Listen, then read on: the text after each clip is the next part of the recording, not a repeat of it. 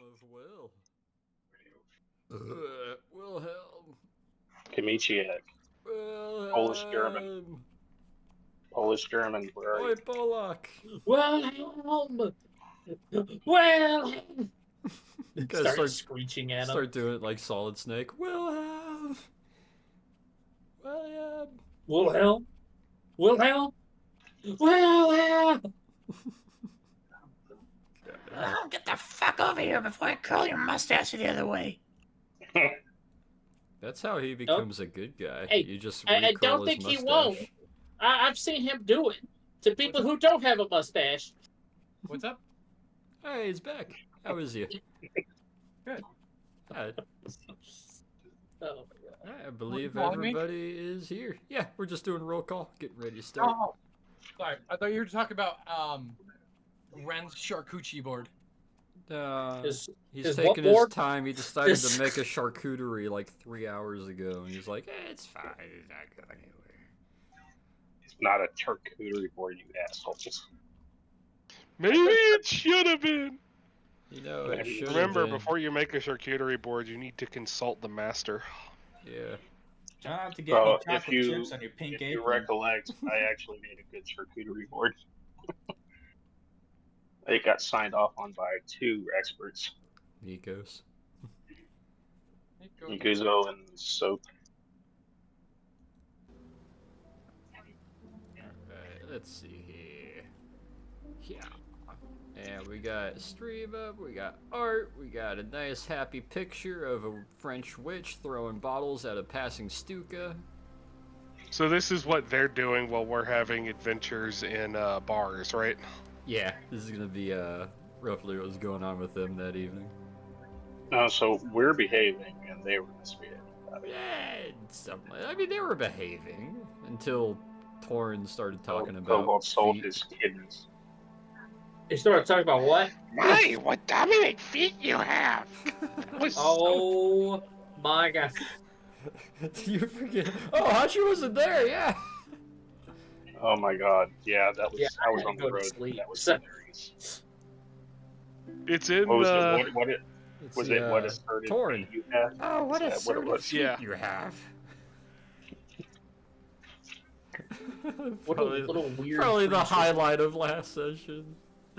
This shit was so good.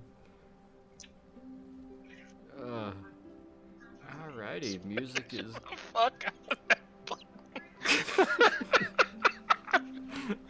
Ah. Oh fuck. Alright, title screen has been updated. Let's check background noise. Leroy, I hear you watching cartoons. No, that's. It was MASH, but I don't know what it is now. I think it's SWAT. Alright, I think everybody's in. Alrighty. Last we What did left they do to off, Torrin? He got molested by a bunch of dragon people. something like that. So last we left off, and kind of a recap of last session, doing a bit of a debrief and continuing for the day, enjoying some of these smaller comforts and recollecting a bit about what all had transpired. A lot of you, or at least half of you, decided to work in the library for a while, making some pretty good progress. It has one more day worth of progress needed successfully, and it will be fully usable and a asset to the party. However, opting to kind of celebrate of sorts and kind of party a bit, get a little bit of the edge off considering everything that had transpired. Most of the party, minus Hachu and Leroy, went to a local pub just outside of the premises. And while there, had some good conversation, talked about each other a bit, and upon getting tipsy enough, made contact with some of the other, should we say patrons of the pub, which led to a kind of odd circumstance that resulted in what was nearly an attempted kidnapping and interrogation. Thankfully, the cobalt in question was recovered, and upon police and military arriving to check the area and search and question personnel, the four of them were promptly sent back to the base inside Greenwich College, where you guys were told you're not on house arrest or anything like that, but to kind of keep a head a little bit lower for the time being, seeing as how certain holes and kind of chinks in the armor that they thought was a little more foolproof turns out isn't as foolproof. So much so that a notable group has actually been observing the party and the premises, come to find out, or at least is assumed. Presumably, Thorin passed on all the information that he learned that they knew. Yeah, Just the things you heard him say. I imagine that'd be part of the debrief, talking with the various soldiers and police that showed up to start investigating it. I imagine a couple hours went by, maybe 2 hours after the Yeah, I figure we had some incident off-screen time where he just like went into more detail about what she commented on. You guys would have been questioned and given detail and information before being sent back over. And as the four of you arrive back, you are gestured. Oh god. You are gestured by a officer to make your way to your rooms and just kind of sleep off the rest of the night. And first thing in the morning, Wondrous Company will be assembled and properly debriefed on what seems to also be some other occurrences that occurred within that day. However, we will transition on over for the other half of that evening, where Hachu and Leroy were called to sort of the shipping and receiving area that has been turned into a, at least for the moment, makeshift barracks and semi-stable.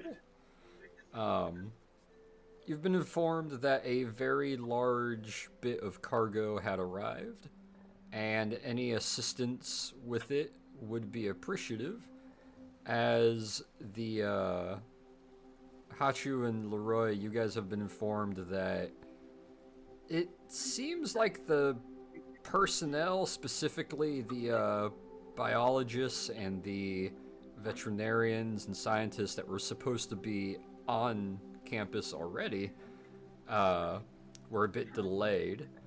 And right now the shipping and receiving is just trying to figure out what to do with this thing for the day and a half that they have it, until the proper people arrive. There's that beeping again.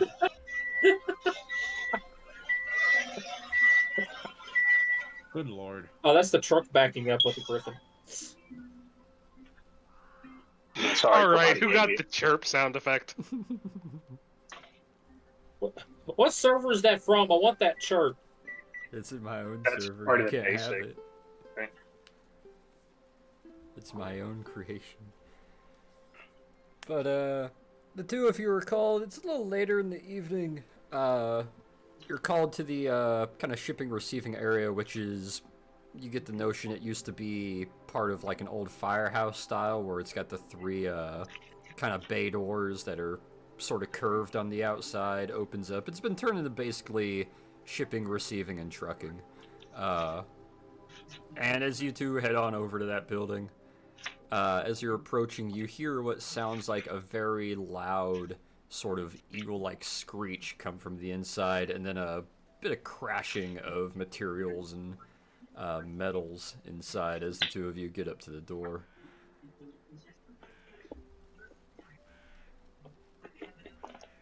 Fuck did I get volunteered for this for? No animals. What? It's because we do such a good job around here. They want to volunteer us for this job. Well, I told you,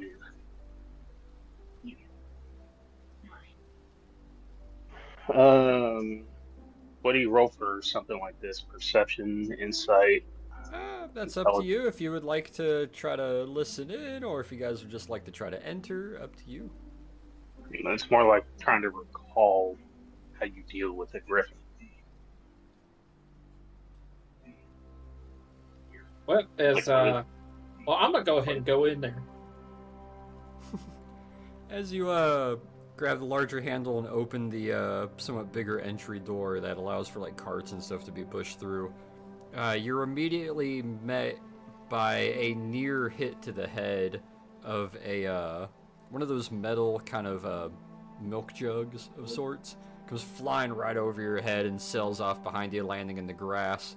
As you hear two guys yelling and another loud screech inside.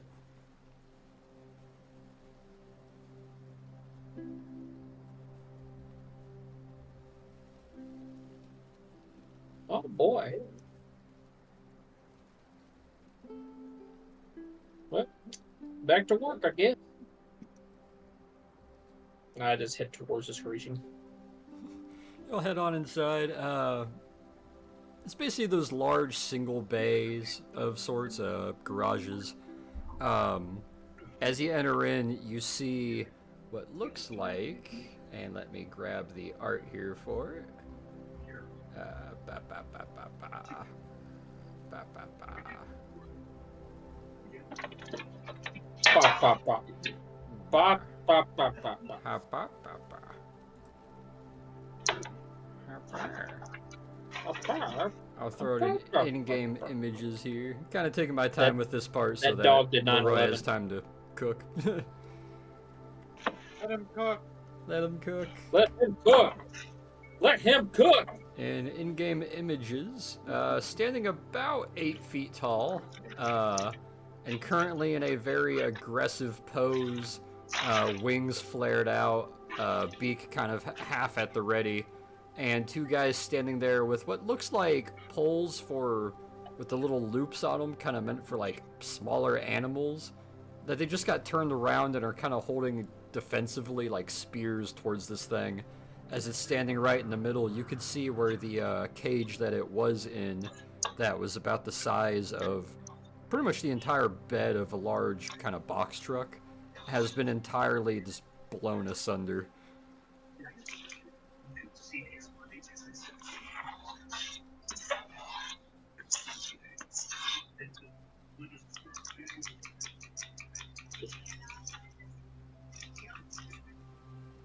Hmm.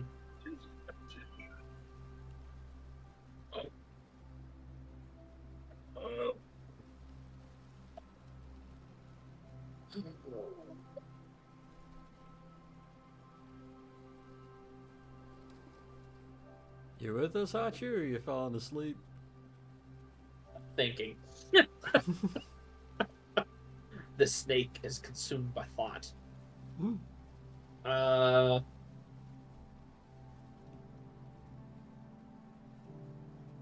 right. Run it by me one more time. Stop playing Fallout. I closed the game out. All right, the game's been Basically, closed for several minutes. Back of the box truck has been ripped open, and the Griffin seems to be standing in the middle of the room. Two of the kind of dock workers there are holding what looks like those catcher rods for like smaller animals.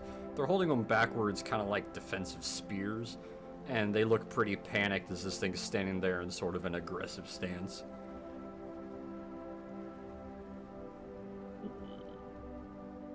All right.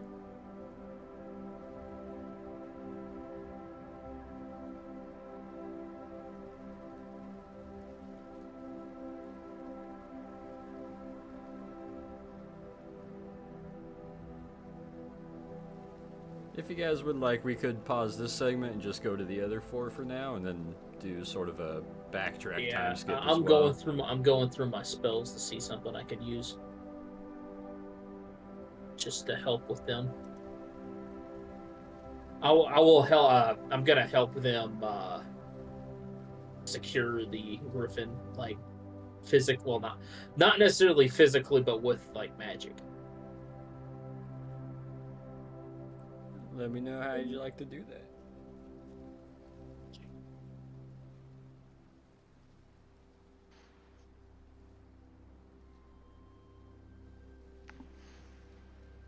I forgot what the spell's called. I know I have it. It's the one where I create like the magic hand thing that grabs something. I forgot what it's called.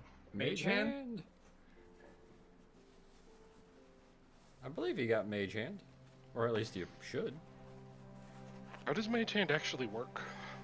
It's a small kind of ethereal hand that can lift up to, I believe it's 5 20. pounds? Is it 5 or 25 Yeah, pounds? it's like 5 pounds, but it can also do dexterous movements like, unlocking doors and doing shit like that. Yeah. I could have sworn I had it because I used something like it, or was it snare I used? They used levitation. No, Or and featherfall or something. when we were in the catacombs, I used something to bind somebody to stop somebody from throwing a grenade. I think that was a binding spell that you Was that had. a binding one? Okay. Yeah, that was a binding spell. I think that may have been snare then. Yeah. Yeah.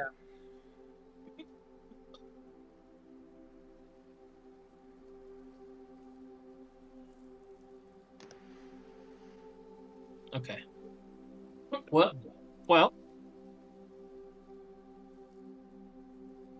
Actually, before I do that, I'm gonna use animal friendship on it.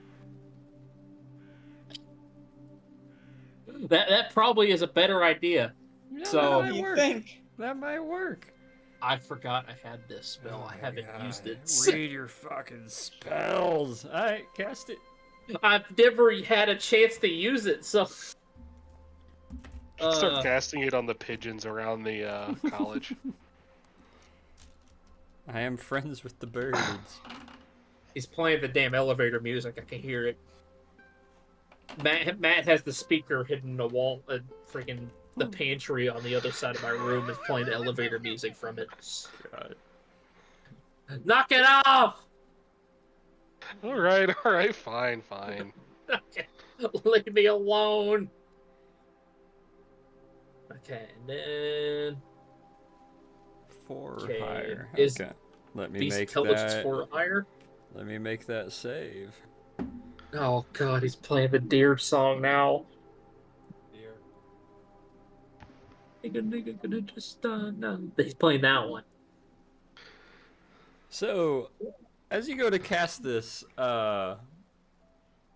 you see the magic kind of leave your hands for a moment and kind of swirl on over towards this griffin. Its eye dilates for half a moment, and then you see its beak just kind of jut over, and its eyes kind of both fixate on you standing in the doorway. And then one claw steps forward, both of the hind paws step forward, and it's starting to narrow off towards you, raising its head up a little bit. Bow to him. Bow to him. This I swear to God, Matt. Stop distracting him, he's already distracted. Alright, well, hey there, friend. As I just like take a little shallow bow. It cocks its head up a little bit higher, really kind of putting its chest out. Its wings kind of flare a little bit, and then it lowers its head, letting out a very loud sort of eagle screech, and is going to start stomping towards you very aggressively.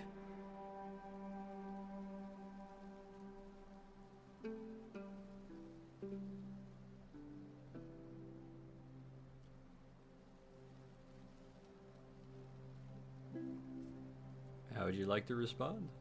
I'm gonna dig.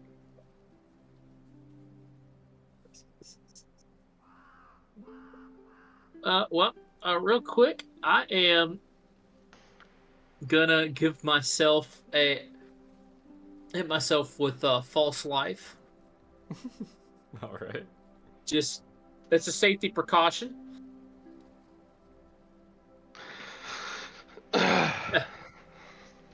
As a like I don't know if it's I don't think it's a vocal spell. So as I'm like conjuring the spell, I'm like, all right, we don't have to jump to conclusions now. Look, look, I'm just trying to be your friend right now. As I'm just like conjuring up the false life on me. All right. And Seeing you starting to ready magic, let me double check with the spoilers. Necromantic Phasma, you gain temporary hit points. Okay. So yeah, give me that D4. +4 temp hit points. Let's realize I have this. fucking 1. It's like at Nice. 5. So you get a little bit of extra health kind of runs through you. And you feel yourself kind of ready, like, okay, I'm getting ready. What's wrong with this thing? As it's approaching you, its head is low. It's doing almost like a kind of tiger-like approach towards you, digging its claws in. And it stops just a few paces from you, raises its head up really high again, flares its wings out, and is giving sort of one more kind of intimidating look, almost eye level with you, which is something you haven't seen in a while. And it seems to be kind of just staring you down.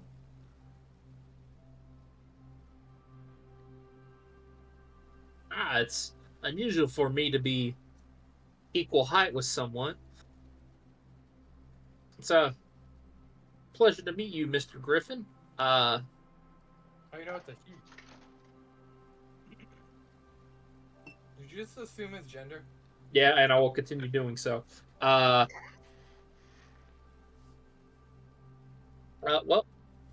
I highly doubt that it understands me, but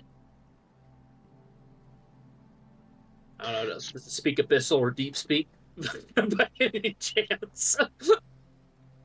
I don't think it does, but Probably not. Backing up, I'm gonna go get some ice cream from outside. James, you want some or nah? I'm okay.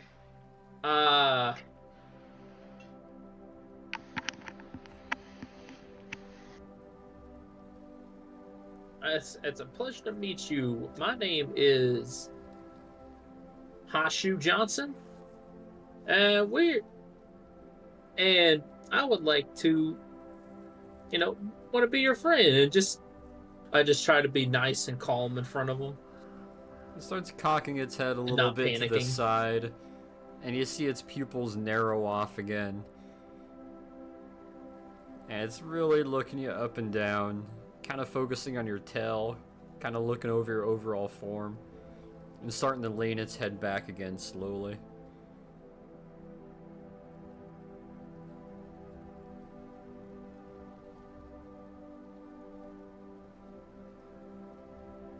All right, what am I actually? I look at the guys in the room and just ask who's in charge here, so I can. The two guys in the back that are kind of up against the wall holding the sort of catch rods in their hands look to you and just give kind of a nervous, like, we're not in charge. We don't know where, like, the shipping master is right now. It's just these two guys, and they're just kind of keeping their defense up and their backs to the wall at the moment, opposite of you. Well, do y'all two know where Mr. Griffin over here is supposed to go? I think he was supposed to go to Building 3, but we were told to hold him here and make a pen for him, but, well, none of the people that are supposed to receive him are here yet. And he I see. sort of broke out, so... All right. How do I communicate to him that I need him to be in that cage up until get other people? That's a good question.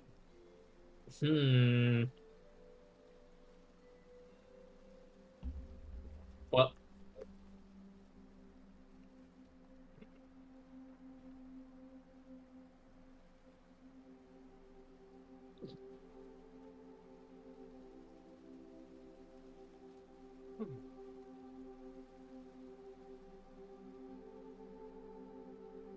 As it starts to look to you, it looks to the other two, And then you see it kind of cock its head sideways and is starting to look up above it, and it's starting to observe the ceiling and the walls and kind of look at the room around it a little bit with the corner of its vision while also keeping its focus towards you.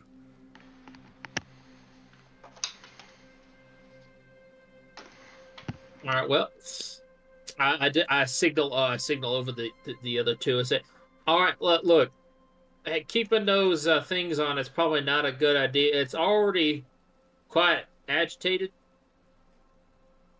So just let go of your little. I'd like you to make me a cash dex tools. save, Hachu. Oh God. Yeah, Well, here's you. my +1.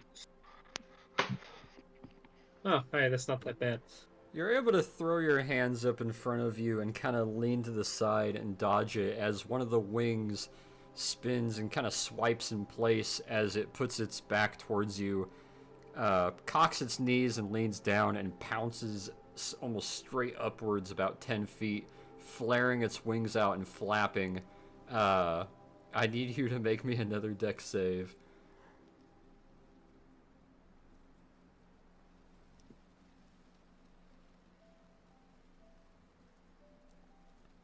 Oh, that's a lot worse.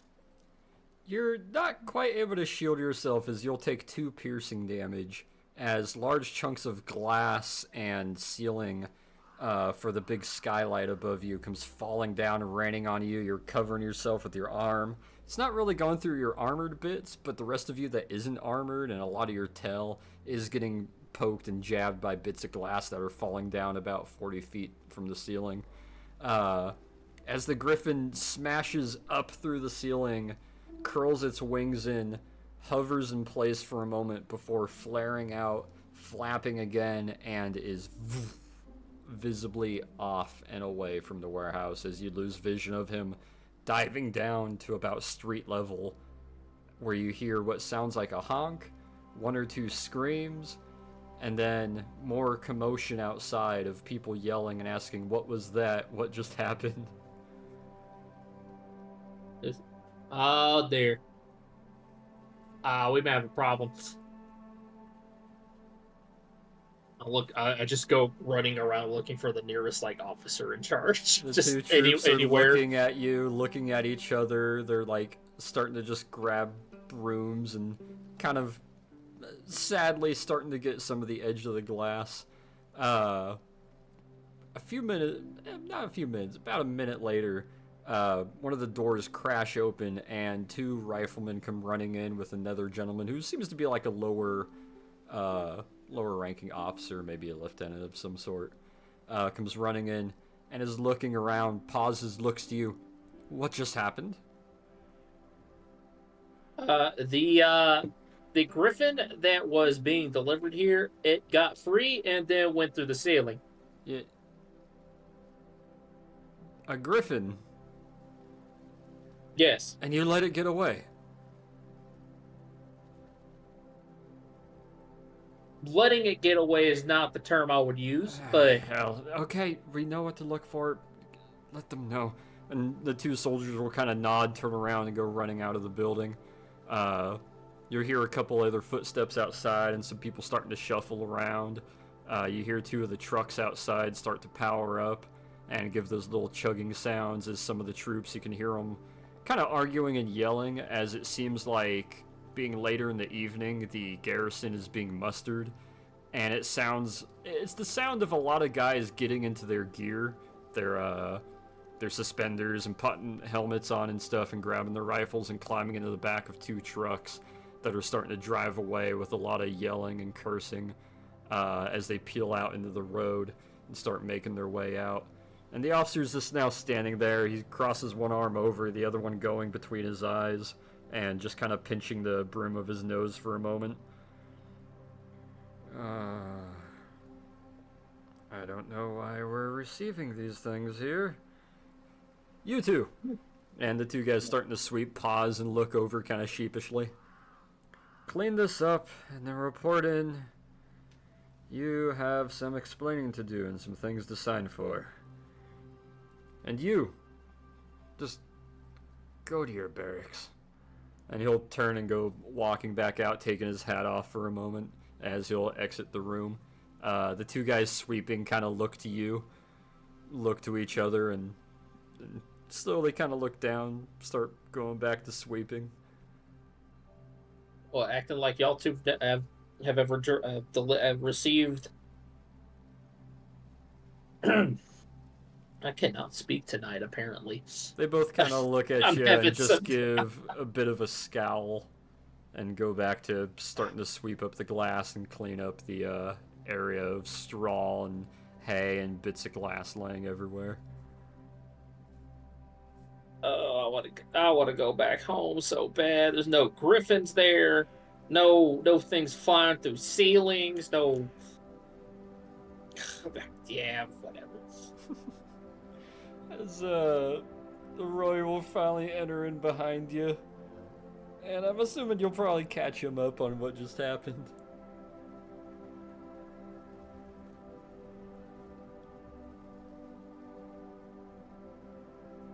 Why? Why does it have to be griffins? Why couldn't it just be like a guy? I could deal with people, but a griffin? Who the hell has a griffin delivered? In the middle of a populated city, for God's sake. Yeah, you can buy them in the Sears calendar. Or Sears catalog. Yeah. Sears is bankrupt. Damn. Not in 1936, it ain't. 936. Nah, you can mail order a whole Ukrainian. Oh, Ukrainian, damn. So that's how Stalin decided to fix the economy.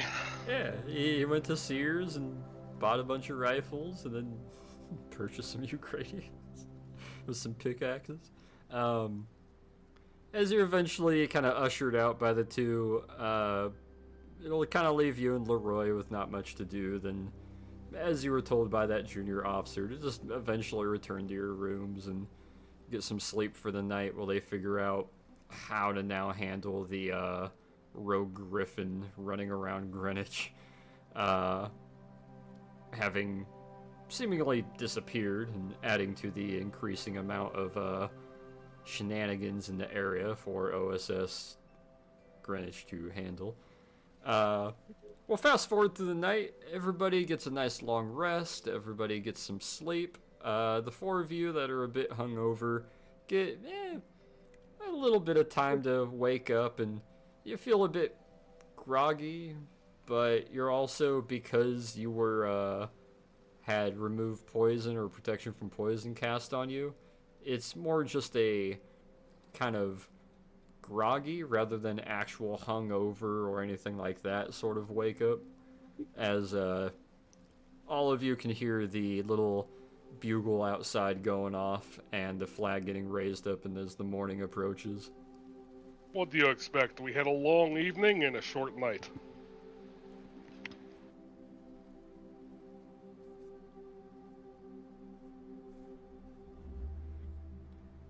Everyone will be able to wake up nice like, and eventually once you all get kind of casually dressed and ready for the day, understanding it'll be a bit of briefing and whatnot, you assume you'll have time to get breakfast and whatnot beforehand, of course.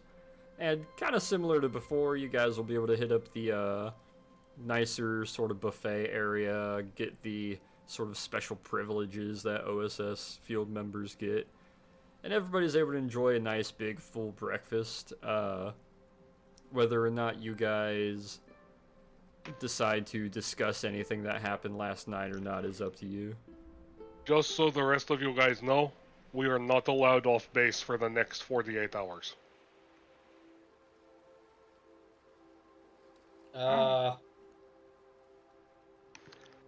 Why? Because I'm a walking data leak, apparently.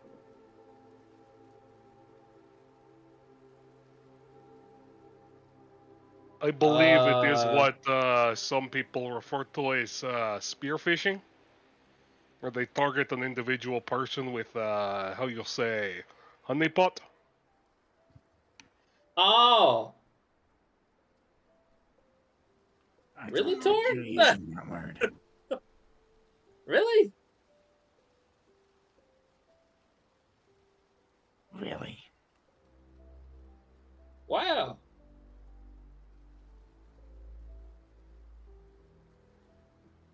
New experience? No. No, not at all.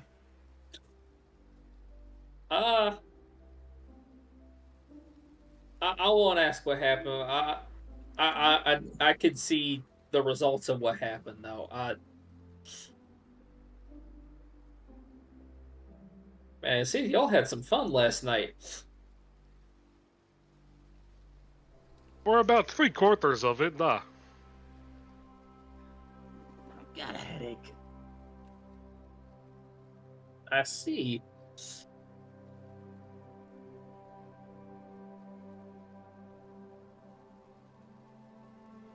Wilhelm, in your crazy concoctions, do you have anything for a headache?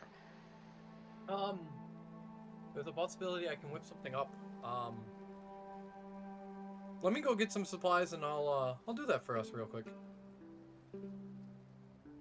I'm gonna literally go into the research room real quick, find what I can for quote unquote supplies to help with a headache tincture. Roll me a Arcana and a Sleight of Hand. All right, watch out, you guys. You know what happens whenever he conjures something up like Oh, that. wow. He's just gonna give us a bunch of red 40 or red 6. Oh, God. So, after about 20 minutes, as you guys are starting to finish up breakfast, Wilhelm comes walking back, and he has in his hand two about quarter-sized white tablets. And Wilhelm, you've made them hopefully in a way that you'll be able to drop them in the water, and it will fizz up, and you'll be able to drink it, and it will help with the headache. At least you believe so. Can I roll insight on what this is? Sure. Great. You know what? It's, Hey, I'll roll insight It's for some them. dissolving large pills that you drop in water, and it goes There we fizzy, go. and you drink the water. Hachu, you look at it. Kobold's doing it. Yeah, Hachu, as you look at it, he'll take the little tabs at Wilhelm's discretion, drop them in the water. They'll start fizzing up, and as you'll start drinking it back, Hachu, you kind of realize there's a few more blue specks in there than there probably should be. Aren't most pills or medicines more just white, or like flat white or powdery? That one seems a little more colored than it probably should be. Torrin, give me a con save. So, wait, why is there little bits of blue in that on that little tablet? Oh, that's the active ingredient. It'll help. And what is this active ingredient? As he's holding the cup in his hand, just looking at it. As Torrin's holding the empty cup, having dropped the tablets into the water, it fizzed up. He drank it back really quickly. You get the notion that it was supposed to taste like something, but it didn't work at all. You ever, like, accidentally chew up or try to eat, like, the inside of a, oh god, what is it, whenever you get an infection, the pills that you usually take for that, the name's escaping Yes, I me. know what antibiotic tastes like. Okay, you've tasted antibiotic. Never done that with unfortunately. antibiotic. I did do that with Ritalin once, though. It tastes That's like worse. That's That was worse. horrendous. That You get a little tinge of it's supposed to taste orange, but it's just straight up antibiotic flavored water. It's like drinking all over again. But you forgot about how drunk you were, didn't you? I'm not them right now, but I'm gonna be But I honest. suppose that's as good I- a reason as any. I'm gonna shotgun it. You're gonna drink I'm it gonna too? just say I don't I'm think it's gonna that pleasant. shotgun it. Let's go. Oh, make me a con save, Peter. You ready for a 2 Yes. or worse? Don't drink yourself like that. Don't do it. Wow. You shotgun It's it not back, two. and it's just straight up antibiotic mixed in the water. However, as you drink it, it looks like Torin's kind of fighting it a little bit, but he seems relatively okay. Maybe it has to do with his mouth and the type of taste buds he has. Maybe he's able to handle it a little bit better. But yours kind of hangs up in your throat, and you're realizing the composition of the tablet that was supposed to dissolve in the water didn't fully dissolve, and it left more like a powdery mix that sort of lingered on top. So you just got chunks of powder kind of sticking to the back of your mouth and your throat as you shoot it back. Oh no. Oh! Mm, you are right. I did forget about the headache. Yep. I'm gonna be honest. I don't think You that are was a worth it. bastard for inventing this kielbasa. He can Oh, I have take no clue what I was vodka, doing. I goddamn. just mixed some stuff together to make you guys forget about your headaches. What do you mean some stuff?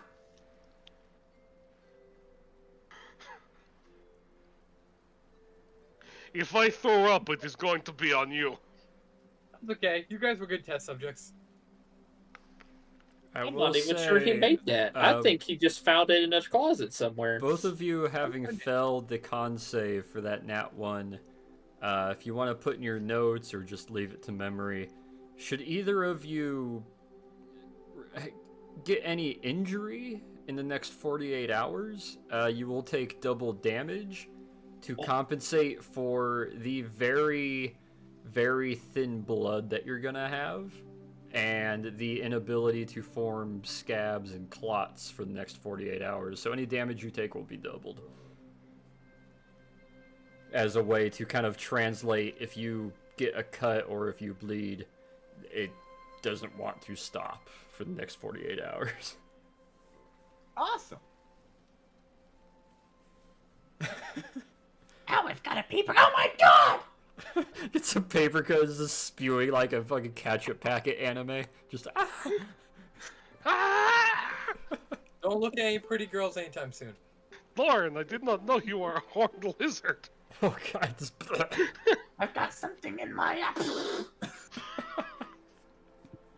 oh god. So, I so actually what was recently that you found actually just gave them?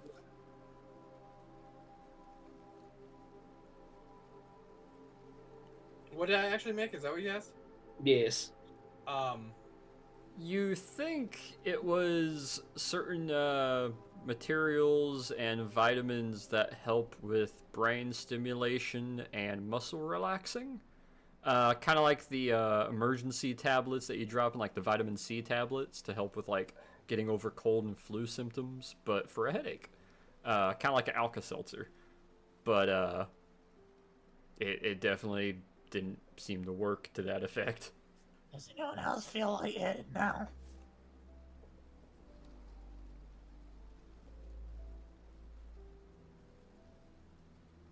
Remember, we need to throw up on kielbasa. You won't throw up. It'll pass in 8 hours. I don't need to throw up. I can just hear my heartbeat in my skull. At least you have a heartbeat. You weren't sure!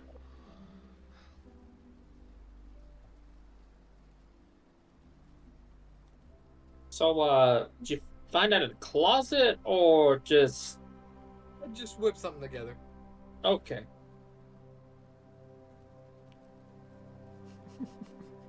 Remind me not to go drinking with y'all. I end up with getting bed treatment by Wilhelm over here. In retrospect, it was a mistake. I bet the kobold over there is thinking that even more. He just glares.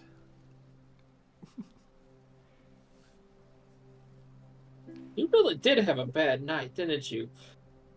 They took my gun. Oh, the one that was given to you? Yes. Damn, do you know where these people are? By any chance? No idea. We don't. Apparently, they came for Nikos. They were planning to trade Torrent for Nikos. Why did they? I don't know why they left. They left me. It doesn't make sense to me. They why. probably left you because we were coming up the stairs, and a unconscious kobold is not an easy thing to carry. At Yes, least it not is. stealthily. But they left there, and we did not see which way they went. We couldn't have been very far behind them. They probably went out the window. DM, can I roll Arcana on myself? To do what? Torin has now found himself the source of a scrying or spying spell twice now. He wants to check to see if that's if he can Give feel anything me like that. give me perception or insight. As you do not necessarily have a magic sense. Oh yeah, 20. Ooh. You kind of do that thing where to everyone else it looks like you're just kind of looking into the void, but your eyes are kind of going to your peripheral and you're trying to look to either side and then to the left and right.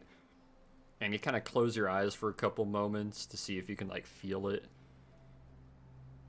Yeah, there's nothing currently scrying on you. There's no ring. There's no sort of blur in the top of your vision. You're clean and clear. Nothing's watching you at the moment. Okay.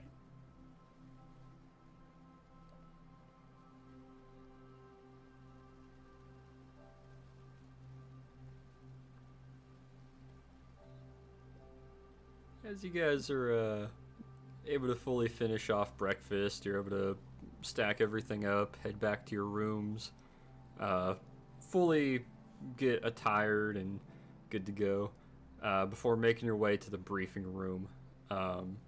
As all of you enter and gather your seats, as you usually do in this room, you almost have kind of gotten to a point where you got assigned seating, or just seats that you usually sit in. And you see, oh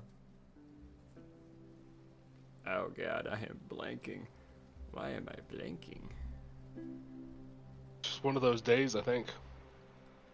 I got kind of knocked out of it in the first 40 minutes, my bad. I'll get back into it. You see Swinton standing by up on the stage. As compared to where he usually enters a little late, he's already up there, and he seems to be looking at a small little open twine package and is overlooking some papers and a newspaper, and he seems a little bit kind of hurried and kind of almost irritated as he's reading over this.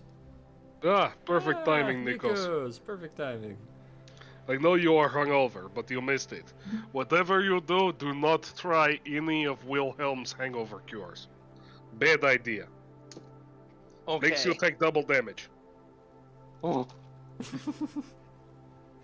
Nikos can't have that. He'll actually get hurt.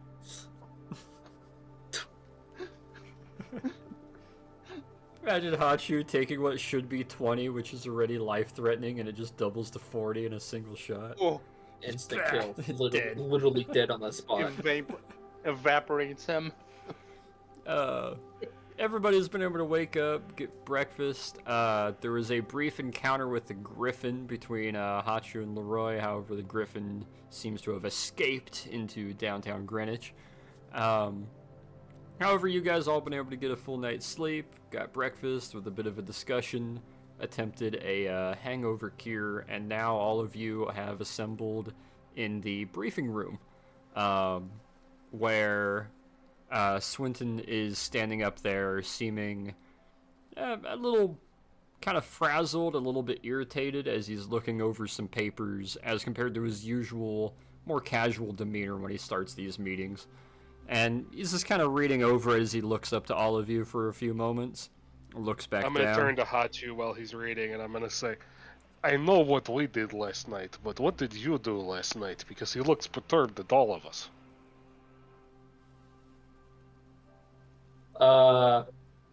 Well, so you know what griffins are, right? Duh. Mm-hmm. We were apparently me and I can't think of his name. I'm so out Leroy? of it tonight. Thank you. Poor Leroy. Well, me and Leroy were asked to help with the delivery of a griffin here. And it didn't go that well, and it broke through the roof and flew away somewhere. Did you avoid making eye contact with it?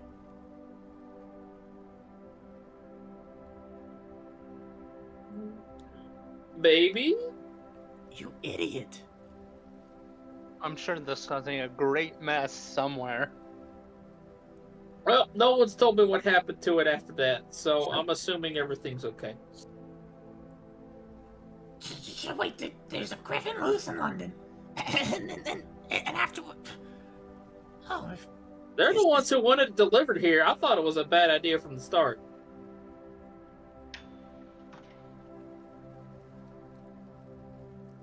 You hear a From the start. you hear a book close on the pedestal as he kind of looks down to you. Well, I suppose we should begin this meeting. We seem to have acquired a good lump of new occurrences and information in the last 12 hours.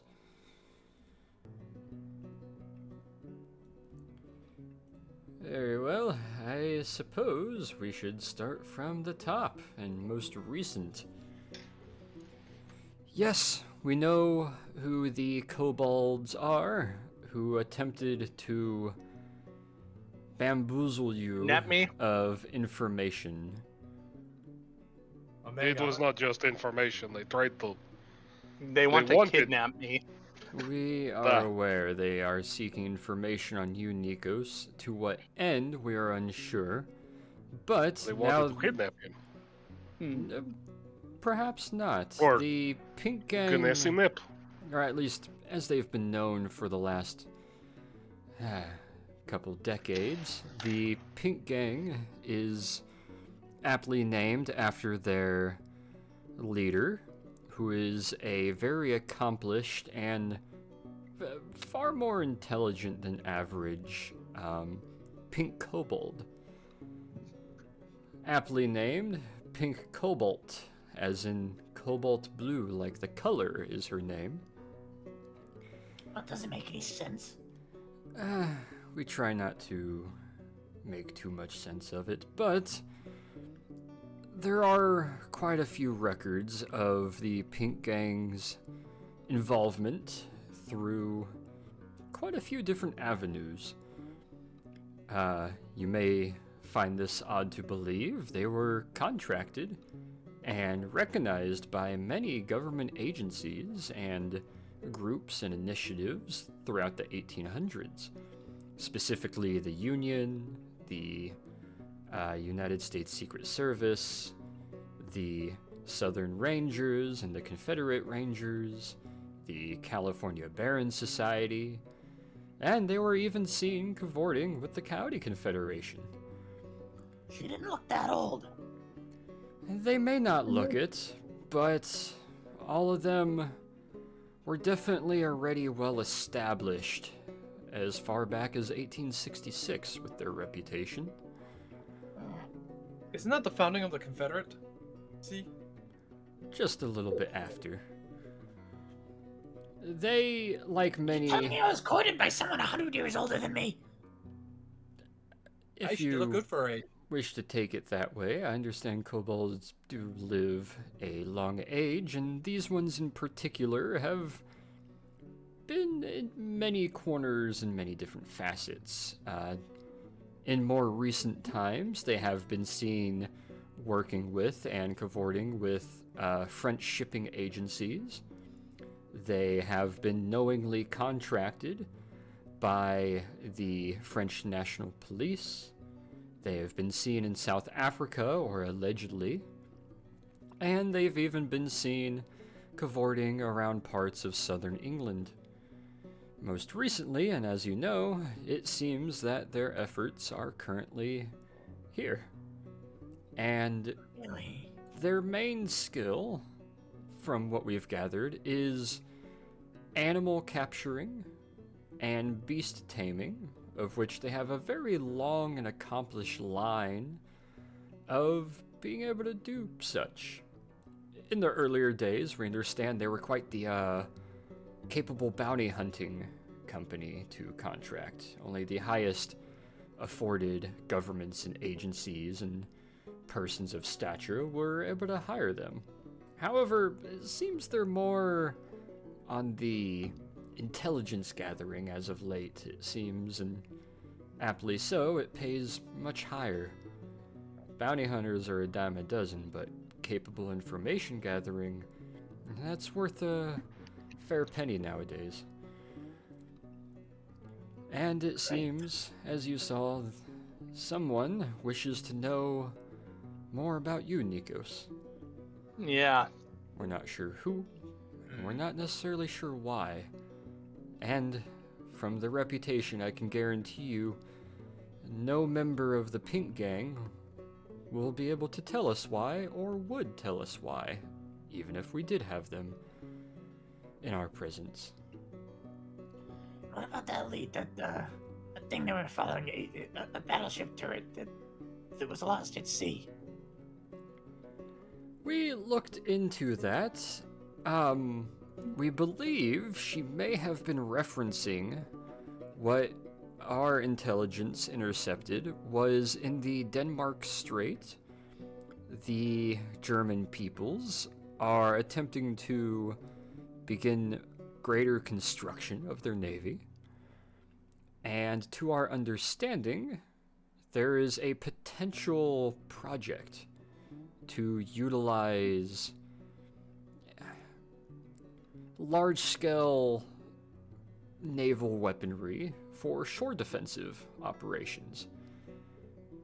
We're not sure, but we believe perhaps one of these turrets, according to your report, may be what they were looking to find, and we can only assume perhaps one was lost overboard or sank during transport. You do a lot of assuming. Well, that's what about 50% of intelligence is assuming and educated guesses. You must understand it is sometimes hard to spy and commit subterfuge, especially on a larger scale. However, we know who they are, we know their capabilities and their trades, and that alone already gives us a bit of upper hand in understanding what may be to come. However, with this in mind, we highly suggest you lay a little bit lower, Nikos. Alright. If someone or some agency or government has the funds to hire the entirety of the Pink Gang's efforts to search for someone like yourself, we can only imagine they may be rather established. And Can we paint him brown so that he looks like a regular person? I Would you piss perhaps off, Nikos? Know any good makeup artists? I don't believe he's pissed anyone off. I believe someone may be taking interest in him, but to what end, we're unsure. Nikos, how did you leave your family? Like, could they be trying to get you back? Oh, I'm still in good relations with them. I doubt it's that. How was your And time what at you Cambridge? said, it's probably, with what we know about this gang, it's probably not someone trying to just ransom me for money. They want something more.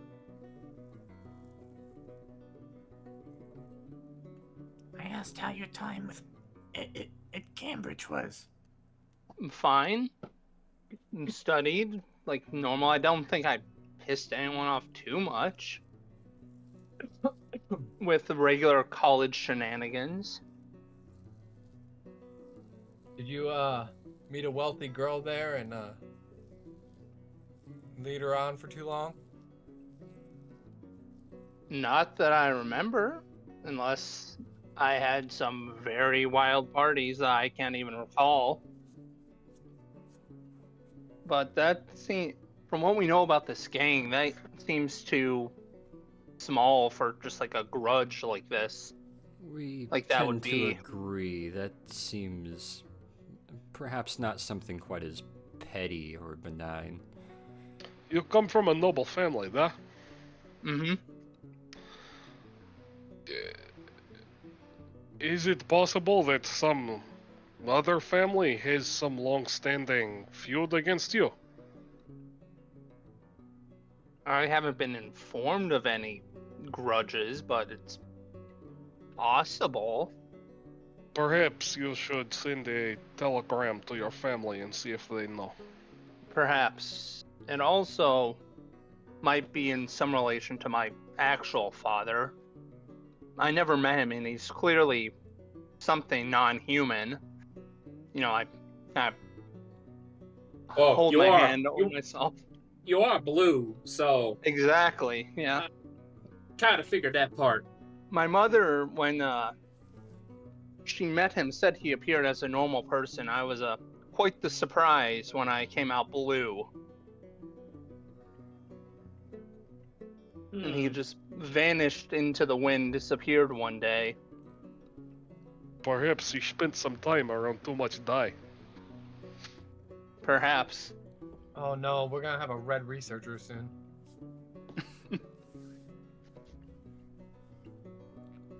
Sorry, you guys don't know about that. The guy who runs the R&D department is literally insane. Sounds like he fits right. Sounds about right, yeah. It seems pretty common for this place. I mean, they let us in, after all. True. Well, one final piece that we should speak on before moving to the next topic, that is admittedly a little more pressing. Torn, you may Yeah. be happy to be getting this back. And he reaches into the little twine-wrapped box that's been opened, and he holds it up with a finger going through the trigger guard, kind of letting it hang upside down, and holds up the Astra pistol that was stolen from you. Why would they return this? He'll take it back and immediately disassemble it. You'll walk over, hand it to you. You'll be able to disassemble it. There's no ammo in the magazine anymore, but it's perfectly fine and untouched. And he looks to you for a moment and reaches into the box, hands it over to you. I'm not quite sure. Perhaps, maybe they did take a bit of a fancy to you, or from your report, maybe you have an admirer from Pink. And you can see on the inside of the sort of like thick paper twine box where the tear is, there's a small little kind of cobalt horns on the corner, tiny little drawn heart on the inside. Perhaps they felt bad after the incident. Is this how kobolds normally court? No, it isn't. How would you know? You know, why don't you shut up? Sorry, that one slipped out. I wasn't trying to be mean. I'm gonna give Wilhelm a nice little smack. I deserve it. Little Sorry. smack on the back of the head, just. Sorry, today my mind has been thinking before or my mouth has been moving before my mind thinks. You are already treading on thin ice, giving us blood thinners. Torin just looks so fucking confused right now.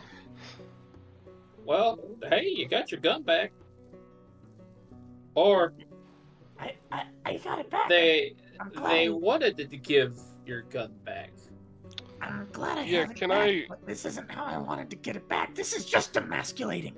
We Can I already roll checked Arcana on it it? for magic, tracking, or any effects or device. It is perfectly fine. Does it still shoot? Starts loading the magazine. We have not tested that, no. Wait, hang on a minute. I know you love to shoot guns. Hey, They're pretty Kolbasa, fun, but go hold on. Hey, Kolbasa, go stand over hang on a there. We can second. check right quick. Can we not discharge the weapon inside the briefing room, please? He looks up from racking it. Fine. There is a range. Perhaps going and testing it there will be more appropriate once the meeting is completed. It's so hard not to. It's so hard not to. Just desk pop while staring at him. Bang. Pow! You will very, very slowly put it away while maintaining eye contact. He's just kind of looking back to you, slowly cocking his brow. I understand tensions are high, but simmer yourselves because tensions are only becoming higher. Mr. Johnson, Hachu, there has been a development, and were it not for my personal account in knowing your whereabouts for the last 2 weeks, you may very well be behind the bars and under weapon, were it not for my interdiction. Well, That sounds promising. A week and a half ago in Knoxville, Tennessee, in the good old Confederate States, your previous employer, his life was attempted upon while speaking to the former Ohio residents of Knoxville, Tennessee, while beckoning them to return north to Ohio in a bid to resurge the separation of Ohio from the United States to once again join the Confederated States. It seems you, or someone of your likeness, attempted on his life by firing 2 shots from the crowd before escaping. Mr. Huey Long is okay, however only suffered a minor injury to the left shoulder. Can he still, commentate football? Wrong Oh, it's Huey Howie Long. Long. That's Howie Long, stupid. God. 2 entirely different people. I had to make. I'm sorry. well, he certainly has your So- aim. Yeah, some could agree. I heard that. Is Wilhelm Schwartz? Somebody tried to kill Mr. Long, Would seem. and they looked like me. According to the pictures that were taken, it was in fact you. Now, if it wasn't for me knowing that you were in fact in the Falklands and Antarctica, and knowing your magical abilities do not also include being in 2 places at once, the OSS can vouch for you, as well as myself, which is why, again, you are not currently behind bars and under watch. However, just last night, word has reached me. Returning to his spreading of various ideologies, in Houston, Texas last night, another attempt on Mr. Long was sought, and once again, it was from the crowd by a red and black Yanti matching your description. Now those snakes look the same anyways. So You're what one to saying- talk, Mister. You have a whole color-banded group behind you. As far as U.S. law enforcement and government agencies are concerned, both Confederated and United, you are currently wanted, Mr. Hachu. Oh, fantastic. It's fine, you can just hang out in London for the rest of your life, drinking tea and... Here's where the Here's catch some preference. comes. There, of course, is no needed cooperation from, be it the French or Her Majesty's own services. But you understand that the OSS cannot officially protect you should law enforcement eventually find you, or should you be detained by another government entity for the current investigation. While we can harbor you and keep you hidden, we cannot necessarily go up to bat for you. Surely you can provide some kind of proof that he was in Antarctica. That is the problem. Yes, Officially, Mr. Bill, you I were secret mission. officially you are It never wasn't there, that secret. and the OSS and Wondrous Company are not currently in operation. To reveal that British military operations were taking place in Germanic assigned parts of Antarctica, and that exchanges in the Falklands had occurred between unproven but assured German and British naval assets, quite a bit of hell would break loose. We will not bar you from missions, and we will not bar you from traveling and continuing as you will.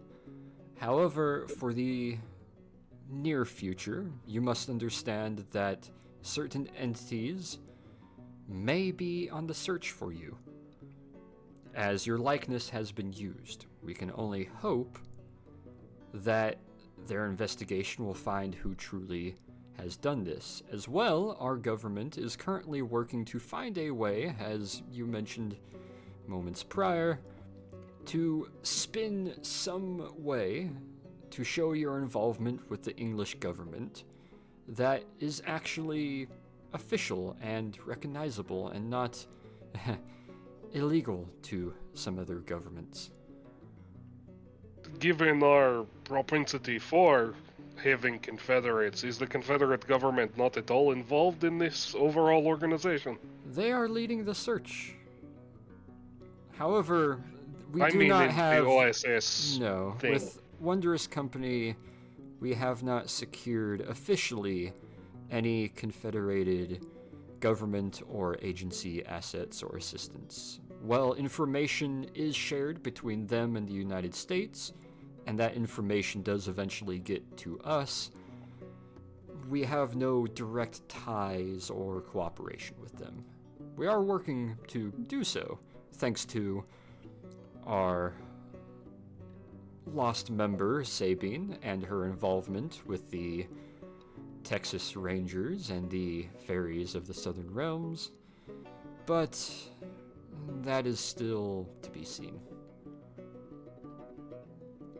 So, for the time being, you, Nikos, are being looked for by one of the highest costing mercenary information groups, and you, Mr. Hachu, are actively wanted by various American agencies. With that in mind, Nikos, it is easy enough, and we know you capable of blending in. However, Mr. Hachu, you're not, understandably so, I hope, as nonchalant and low profile as, say, any of our more humanoid members. You don't say. Shut up, Merrick. Shut up, Mango. Why don't you come over here and make me, you fucking tube? Well, I don't need to, apparently. Apparently you do it by yourself. Wait, what? I didn't get that one. Yeah, the lady did last night.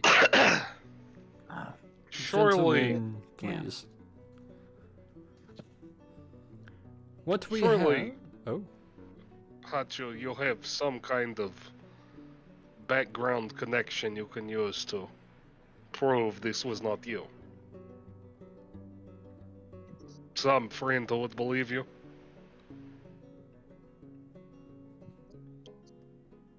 More like family, but yeah, I do. we might implore that you make contact with them and attempt to help the investigation in clearing your name. However, we cannot fully advise doing so until we realize if our government can vouch for you and clear your name entirely. If so, then there won't be need to attempt to clear your name otherwise, as it'll be official. But until we get word as to whether that can happen or not, drawing further attention to yourself may not be advisable. However, you are free to make your own choices. But there is a second part to this information, and I believe a ample opportunity to assist the OSS in other operations. Here we go. What do you mean? This is the part where you suggest we go to America, isn't it? No, actually. There is no pressing matters actively, and the board will be entirely to your choice and liking as far as where Wondrous Company deploys to next. The follow-up to this, we have a wizard who has recently entered our employ and assistance who specializes in transmutation. The previous 9 experiments have all proven quite successful, and the maintenance and upkeep of said experiments have all proven to be very lucrative. Quite the opposite of negligible. Well, I mean, the upkeep you said. I was expecting the upkeep to be negligible. Yes. The spell has been mastered more and more, much like a disguising spell that will change your appearance but not what lies underneath. This transmutation spell that has been under development has also been co-opted with a various potion for research, and we are actually hoping to test this for prolonged use. It has been successful for 48 and 72 hours, but we have not attempted to test it longer than that. The offer here, Mr. Hachu, if you would be inclined, is to undergo the experimental transmutation spell, which will change your very being into that of another creature or race, down to the biology. We get to find out if Hachu's really black or not. And with the maintenance of this potion, this anecdote that has been developed every 12 hours, the spell is able to be maintained for a much longer prolonged time. We have attempted, and have shown successful with no side effects, to extend it to up to 3 days. We're hoping, perhaps, you may be willing to, now that I see the opportunity, undergo this transmutation and be given a couple weeks supply, should you wish it to go on that long, to see just how long this spell and its supporting potion can be upheld.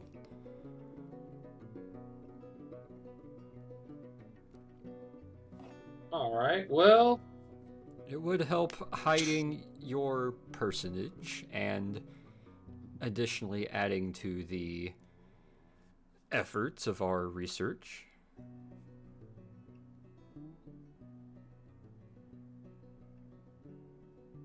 Of course, you are entirely free to say no. I would understand any hesitancy with it.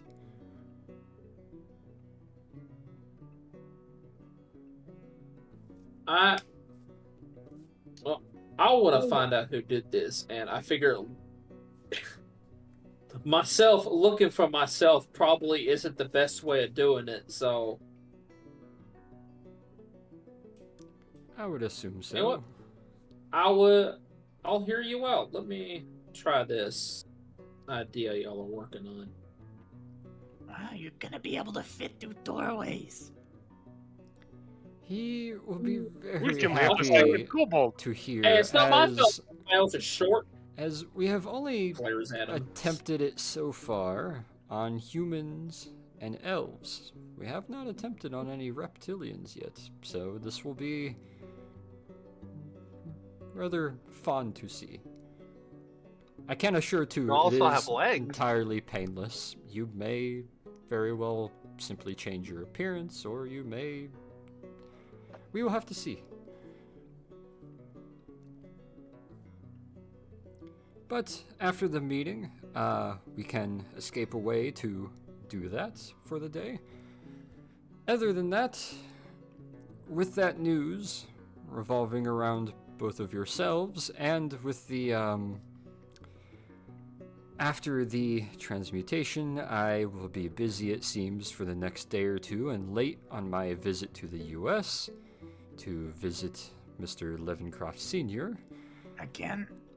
Yes, I will be a little late on that visit, as, it seems I must lead the effort in recovering a griffin. My character just starts looking around, is like,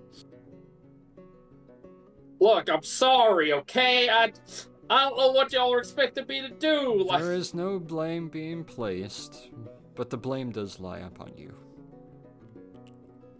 And, of course, the dock workers who did not check to make sure that the cage was secured before unloading it. Where do you find these guys? what do y'all need a griffin for, anyways?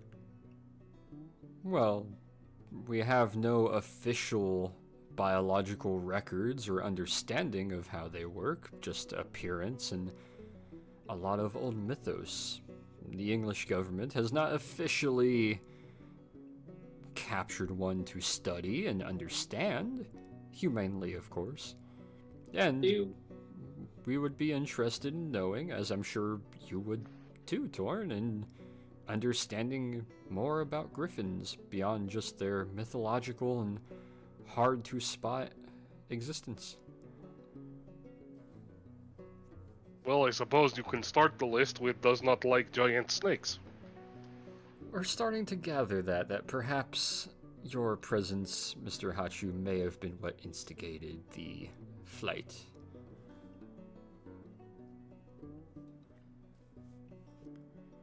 Well, it didn't swing at me, so Likely it was afraid.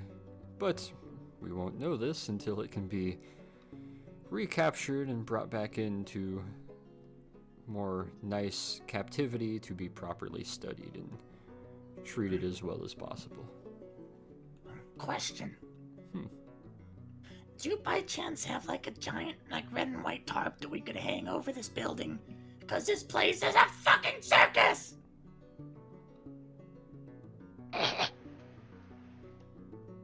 We are Well, if attempting you're to make offering, you order can of hang one up. this.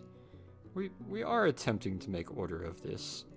Believe me, I am at the forefront of every initiative and effort here in trying to unfuck the cluster that is way too much in far too small a space. You said a bad word. Wow, I didn't think you could do that. You see him start to want to make a comment, but then kind of withholds it a little bit and just gives a little bit of a smirk. Torin is just in such a bad mood right now.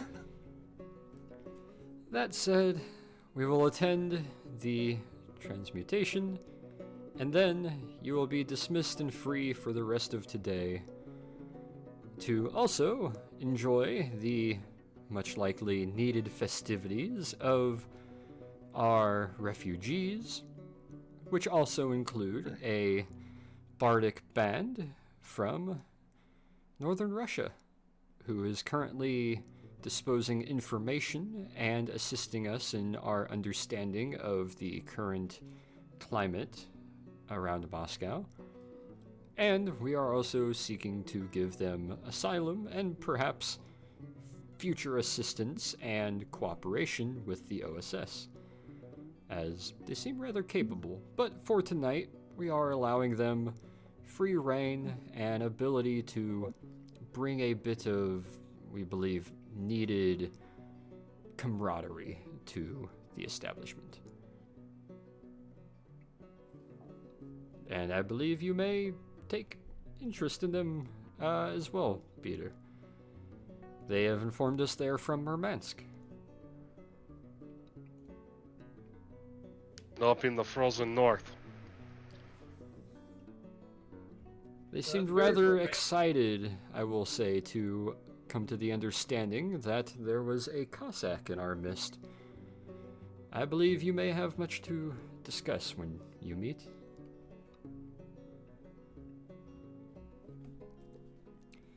Other We than shall that, see. I have no other information to give at this time, and unless you have any further questions, we can be off for the experiment.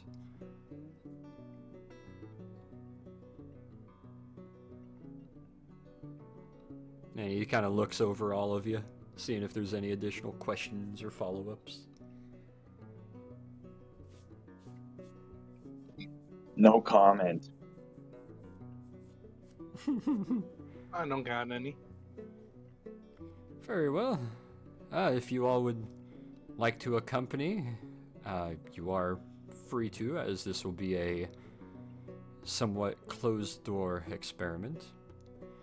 And he'll shuffle the papers, put them all together, slide them into a envelope, tuck it under his arm, put his cover on, and start walking his way to the door, opening it and leaving it open, and kind of standing there, waiting for all of you to eventually filter out.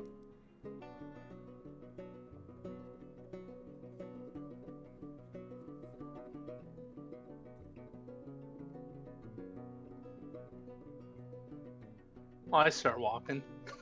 Yeah. Well, Yeah. it's time for me to be hitting the old dusty trail. As you guys all filter out and make your way, you'll walk with him down one of the long hallways and eventually hit one of those outdoor kind of half hallways that leads to another building. Go up 2 flights of stairs, make your way to the top story, and enter one of the larger classrooms that only has half the amount of windows. All of the windows facing outward of the entire complex and campus have all been darkened and kind of closed off, but all the ones inward are still open and free and allowing light in. There's a whole lot of ceiling lights. As you enter in, it's a somewhat larger, about 30 by 50-foot classroom that looks like much of the floor space has been completely cleared open. There's a lot of benches and seats running along one side, a couple tables on the other, and there is a sort of raised 3-inch, looks kind of like a almost ceramic and cement pedestal, like a landing sitting in the middle of the floor, and you can see on top of it a sort of mess of what looks like 3 smaller arcane sigils in sort of a orbiting pattern, not moving, but etched in around a somewhat larger sigil in the middle that looks almost kind of like a D20 dice. There's a lot of symbols and markings all throughout it.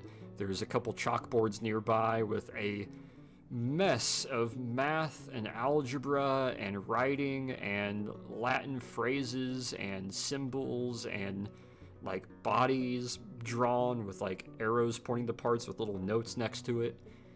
As you guys all enter in, and you see 2 scientists standing there in kind of the sort of more tannish white lab coats. One's a smaller human female, and the other one is a gentleman wearing very tiny, like end-of-the-nose spectacles. He's got sort of that balding on top white hair that hangs down on the back and sides. A little bit frail, a little bit older, maybe in his mid-60s. And he kind of looks over and gives a little bit of a pleasant smile. Swinton will walk in, open the door, gesture for all of you to fully enter, and close it behind you nicely, and kind of leans back a little bit against the wall. Herr Doctor, you'll be rather entertained to find that we do have another volunteer for your experiment, particularly the extended exposure. And Herr Doctor, is this another German? his smile goes a little bit bigger. Ah, yes. I am indeed German. Although you Test. probably couldn't tell from my I'm gonna accent. We Physically hear you. grab Wilhelm, and I'm gonna move him to the front of the party. Wilhelm, give me perception.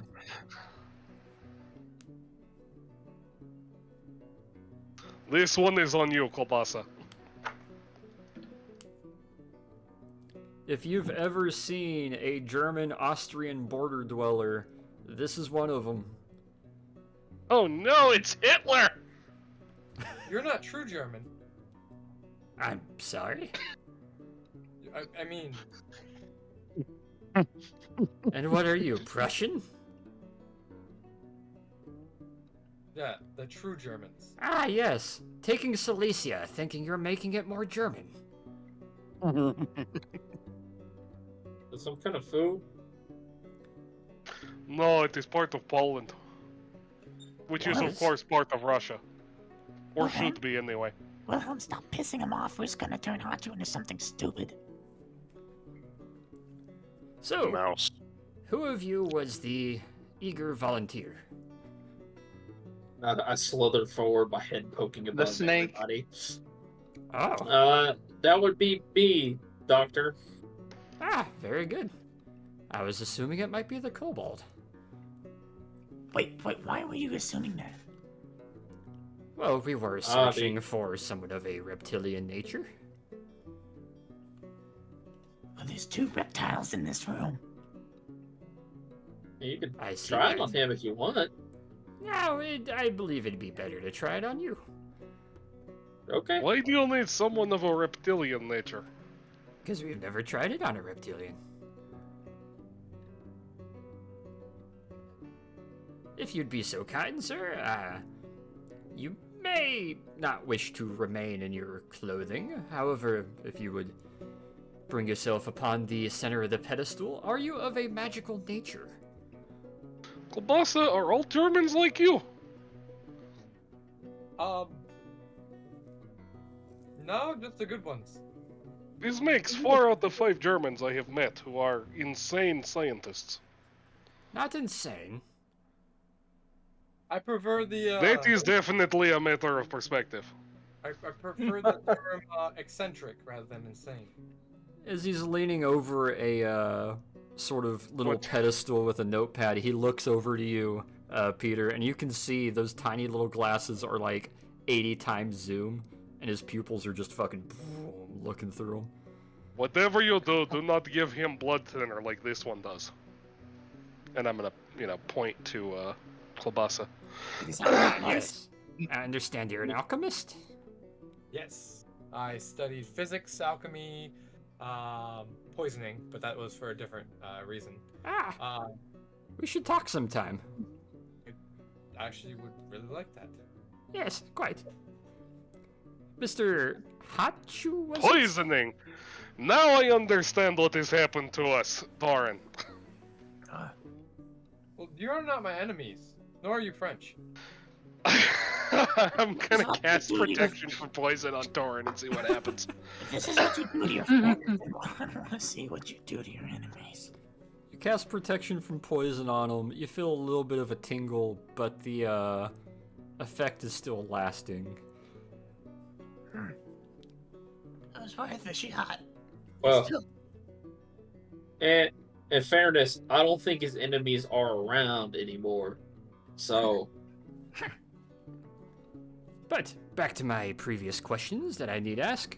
Mr. Hachu, are you of a magical nature?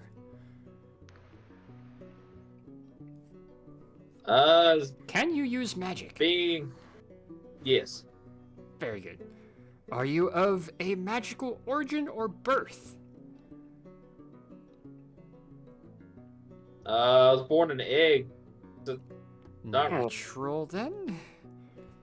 Are you over the age of 40? Not quite, almost there. A simple no.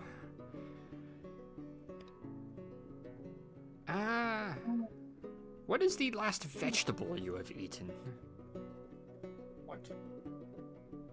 What? It's Uh, the light speed of an unladen swallow.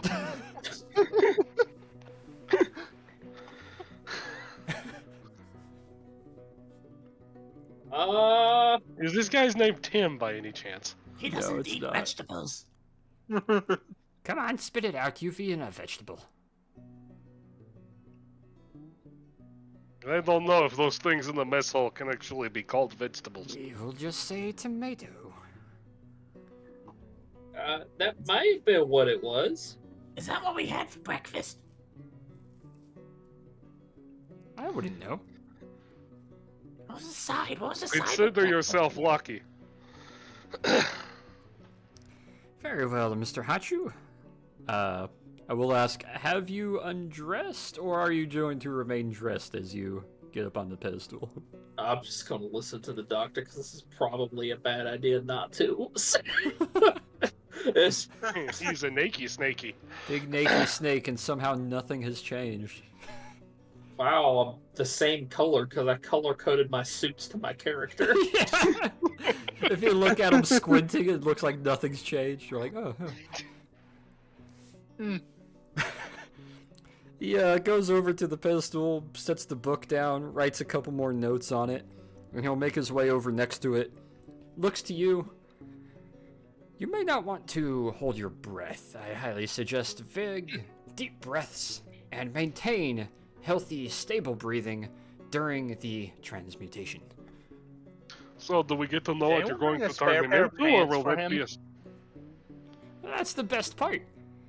So far of the 9 experiments, we haven't really had any evidence that we get to choose what the destination creature is. As he claps his hands together and then will bend over and slap one palm against the edge of the sigil as it will light up sort of a blue and green. Full Metal Alchemist style? But are you sure Essentially. this is safe? No. Oh, entirely. The last 8 subjects had no significant side effects and experienced no pain. So is this supposed to be like one of those animalist ritual things where they reveal themselves their true spirit of an animal or something? Oh no, Or this is is he just going to entirely turn into, like, ungodly a and guy? against everything that is natural. Well, some things This never is not change. even the worst thing I have seen this week. As you see the light start growing a little bit more, and in that moment, oh god, the Tesseract. Hachu, you will have 3 options here that I will give to you as a DM to player. Option 1, Pick the funniest Oh, one. boy. Option 1, you allow your DM to make a story-led choice. If you allow me this choice, it will come with no side effects or negatives and will in fact grant you another inspiration point to add to your however many you have acquired so far. He's gonna turn into Huey Long. Your second option, oh god, turns into Huey Long. Your second option is a multi-layer. You will roll 3 separate dice, and on this list that I have pre-made, I will send those 3 results to you, where you will be able to choose from one of those 3 which you will get to become. However, this option also means whichever one you choose will come with a racial negative. It won't be impairing, it won't be devastating, but there I'm will already be black. a That's pretty negative in the 30s. So, there will be a negative associated with whichever one of the 3 you choose. A black woman. The third option, it's a good word. and That's possibly the most dangerous, you will roll 1 singular die spanning the entire spectrum that I have made, and whatever that die lands on will be your choice made. So which option would you like to do? DM story beat, 2-stage, or completely leave it to the dice?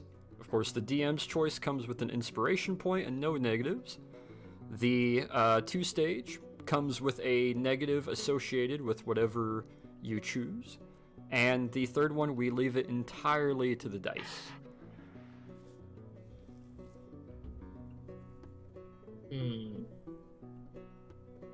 feel like leaving it to the dice will be like the most happen, but I feel like the DM has set up the first character for the first thing for a reason. So I will say you might not like what I've set up, so.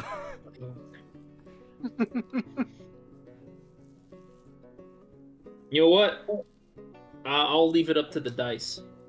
Oh no. Third option, leave it to Roll the dice. dice. So Yep. would you like to do the 2-stage roll to get top 3, or would you just like to leave it entirely to the dice? No negatives, no positives. I feel better about myself if I leave it to the dice. Alright. Entirely. Why don't you just leave it to the DM then? I mean, either way, I feel like it's going to be the same result. Yeah. No, I don't think so. No, there's a pretty good list here. There's a lot of races in D&D. I don't know. I do have some input, but I don't know if you want it or not. What's your input? It's whether or not James wants it. I don't actually want to influence him. Do keep in mind Without- this is not permanent. This is something that you will be able to prolong by stating that you maintain taking the potion to keep the spell going every 12 hours. And whenever you choose to stop it, you simply state that you don't take the potion, or which you will then revert back to Hachu as you are now. So this can be maintained as long as you would like. You know what? Since it's something I can just, not maintain permanently. I'll go ahead. I'll just go with the GM choice, the GM one. Cool. GM's choice is roll me a D28 if you would, sir. D28. However, you do get an inspiration point for leaving it in my hands. Thank you. But the DM choice and the third option are actually the same thing. I was right! So you gain an inspiration point. Add that. Once again, an inspiration point for those of you who have gathered any others. I think I've awarded 9 now throughout this campaign. Yeah, I still got one. Is basically just a free pass on any dice roll that you should need to make. Okay, so I have 2 of them now. I assume so. I'm not keeping track of how much people have I gotten. haven't used any of them, and I think I've only gotten so far. So, Right. But roll me a D26 or 1D26. I'll just type that in chat, right? Yep. He turns into an Earth Genasi. I will say Genasi are not on the list of races. There is a handful that I did pick out, but the rest are still in there. As this is entirely a sort Is that of right? chance experiment.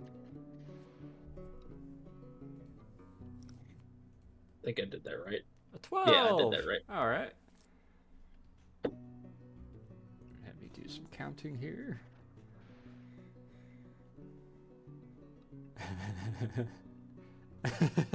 Oh no! That sounds promising. God. I'm so happy. I'm sad, but I'm so happy. God, he's gonna be another kobold, isn't he? No. Oh, I'm so happy.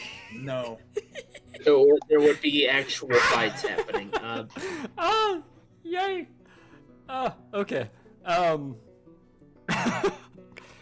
A sort of wrapping, growing of light stretches up over Hachu as you see his form crumple downwards and sort of reduce as the transmutation makes a couple sounds, and you hear a handful of groans and sort of not great sounds as the That's gonna be. overall size is starting to reduce and then grow and change. You could see the outline of the body starting to conform and adapt to its new stature. Standing in front of you is a sort of dark... what would be the best way to translate this? I was thinking about having to translate this. You ever see a troll? Like the little troll dolls?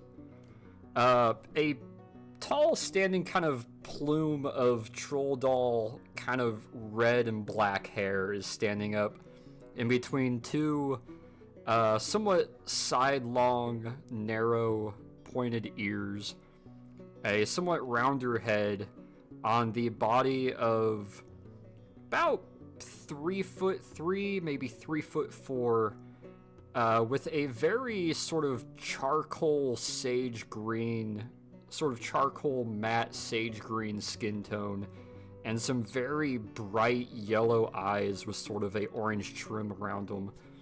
Now standing before you is Goblin Hachu. God damn it, I knew it. I knew he was gonna do it. He's smaller than me. he's smaller than I am. Huh. No. Didn't think that was possible.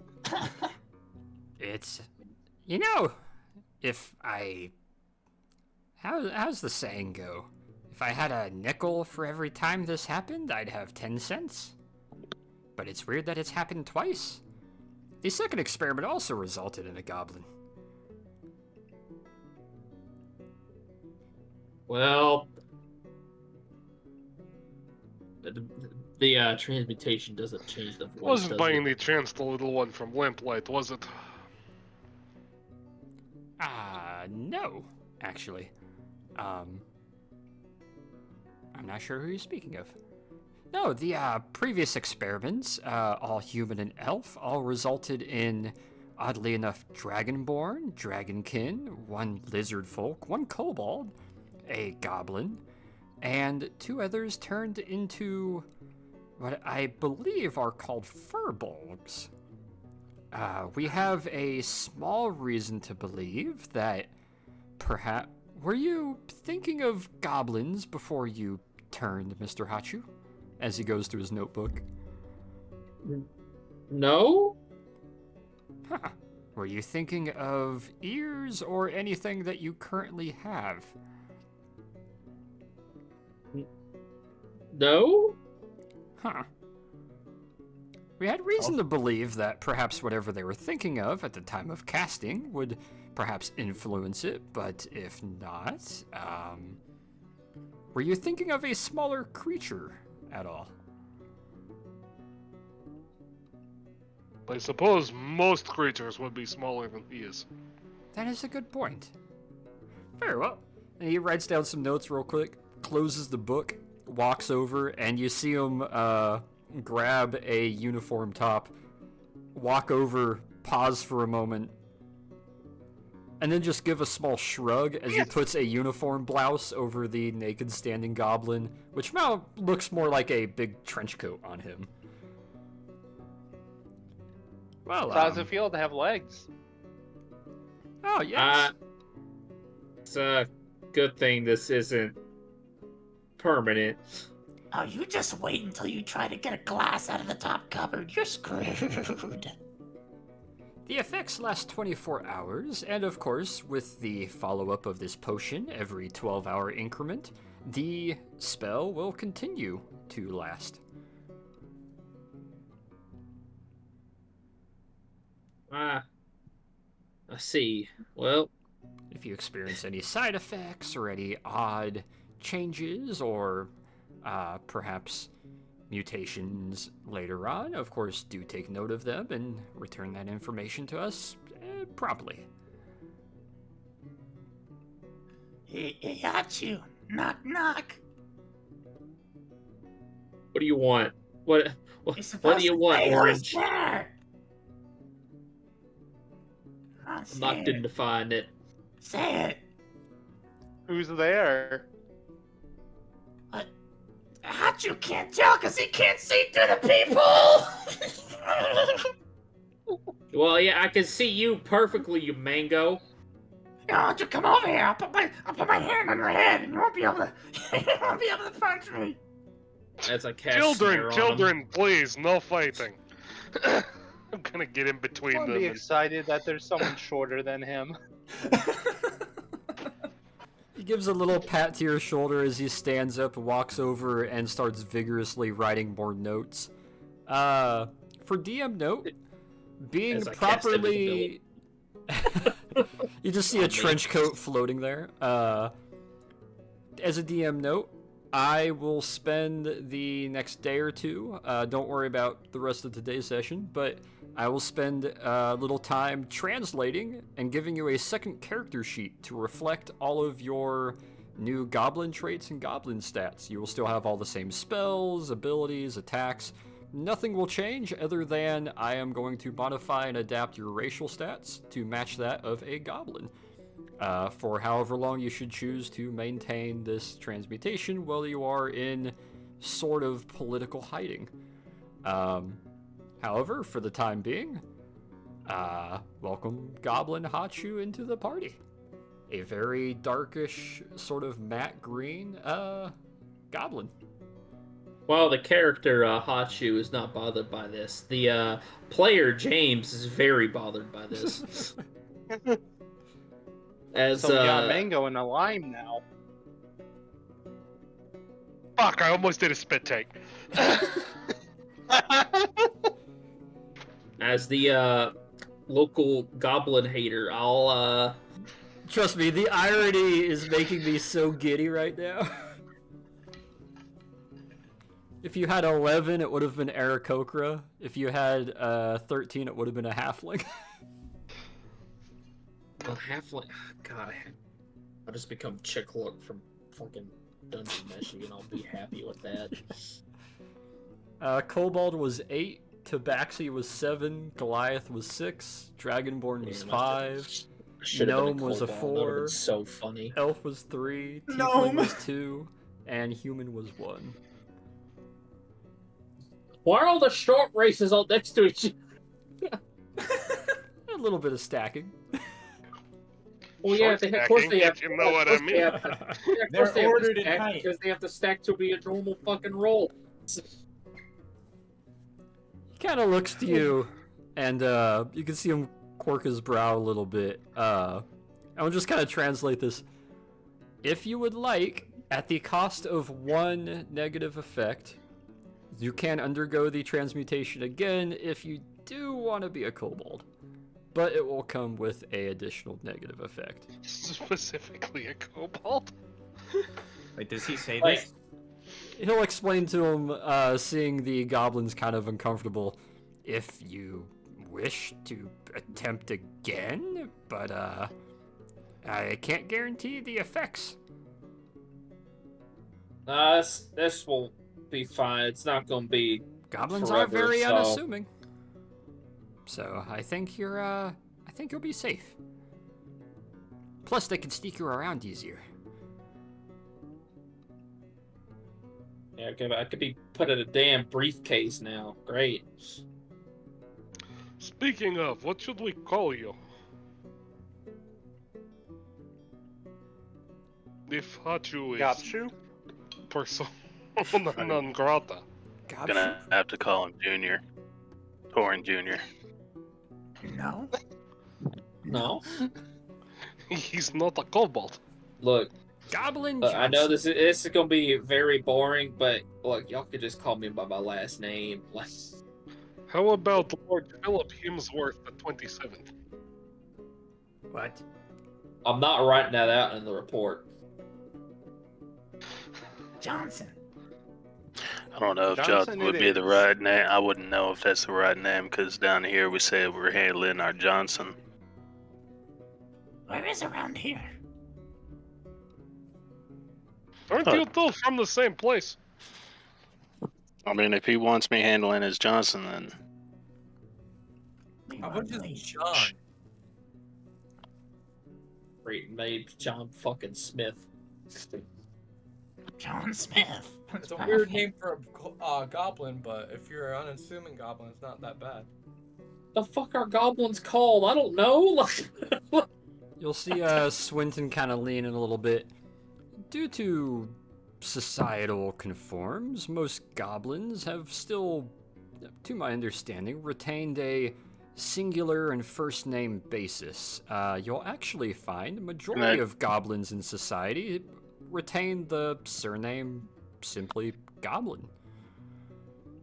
John Goblin. John Goblin.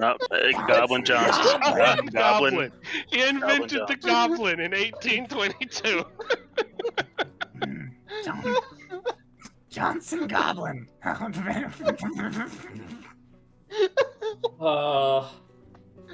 Or Gob Johnson. There we go. Gob John. Welcome to the team, Johnson Goblin. I'll call him GJ. Call him GJ. Hey, yo, TJ! Hey!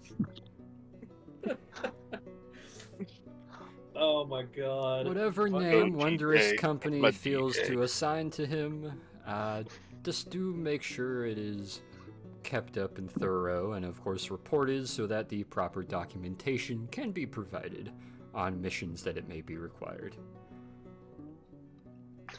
I'm gonna call him GJ from now on. Yeah, I think GJ works fine. GJ. Hey, yo, GJ.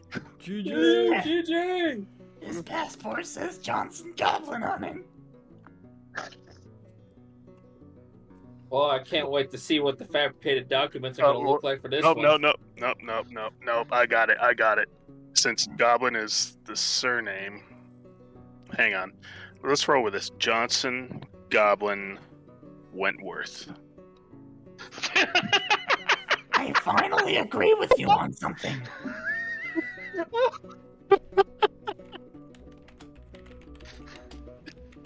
Johnson Goblin Wentworth. This is so funny. This is almost enough to remind me that I didn't get laid last night. You didn't get laid last night. Shut up. Well, based on what I heard, just looking at him while I'm adjusting this oversized coat I was given. We I need think- to I think get you the, some clothes too in time. You're going to wear Agreed. green suits now that you are green.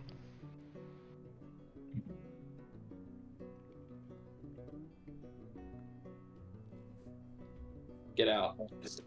Please. It's a serious question! You wear black and red suits? Now you are green. I figure you do this color coding thing.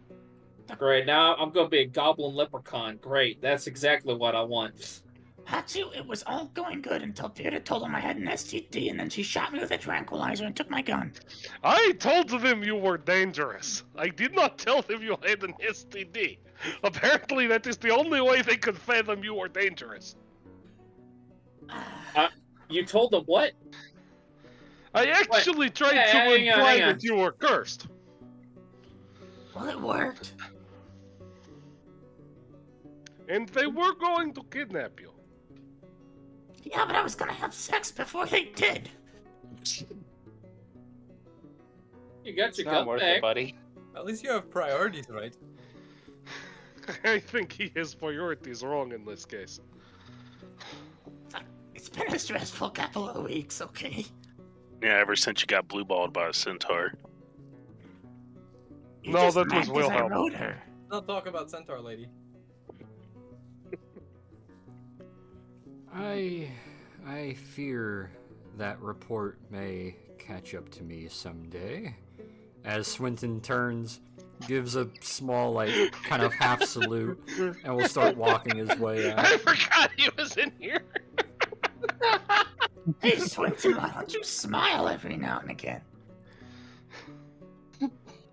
With Wondrous Company, that's hard to do sometimes. Perhaps it is the best thing to do, given our adventures. Eccentricities. Hey, and I was serious about that circus tent thing. He's not hearing you, he's already walking down the hall, starting to go through some paperwork. You Oh got no, it, he's Wendy! hearing us. He's The hearing shows us. are He's just not tied. listening. Yeah. Your holster's undone! No! He's making it down the Swinton! staircase. Watch out for the debonk! Oh, God. With the addition of Oh no, he's got his AirPods in. new shortest character, no longer tallest character for the time being, you'll be properly outfitted, with what you can assume to be halfling garb. I'll be able to talk with you a little bit later in the week. We'll be able to figure out what kind of look Goblin Johnson Goblin Johnson Goblin Wentworth. Johnson Goblin Wentworth is gonna have, and I'll of course be getting that new character sheet going for you in due time. However, you will be a lot easier to hide your presence wherever it is you are in the world for the next while. You'll also be getting your potion, which, as long as we state every 12 hours in game, you are able to take a swig from. It will be able to maintain this spell until you should choose for it to wear off. That being said, however, you guys are able to return to your rooms for a bit, relax for a little while. As the later part of the day approaches, now fully equipped and clothed, and all of you having been able to spend a bit of time, you hear what sound... Oh, go ahead. So, Hachu, how do pants feel? Weird having knee joints. I'm Before, having legs feel. before anyone goes and does anything, Torrin's gonna get like a piece of paper and a piece of tape and write "short person room" on it, and then stick it as high as he can up on the wall, which is probably about 5 feet on the door. How tall is Torrin? He's just under 4 feet, was it?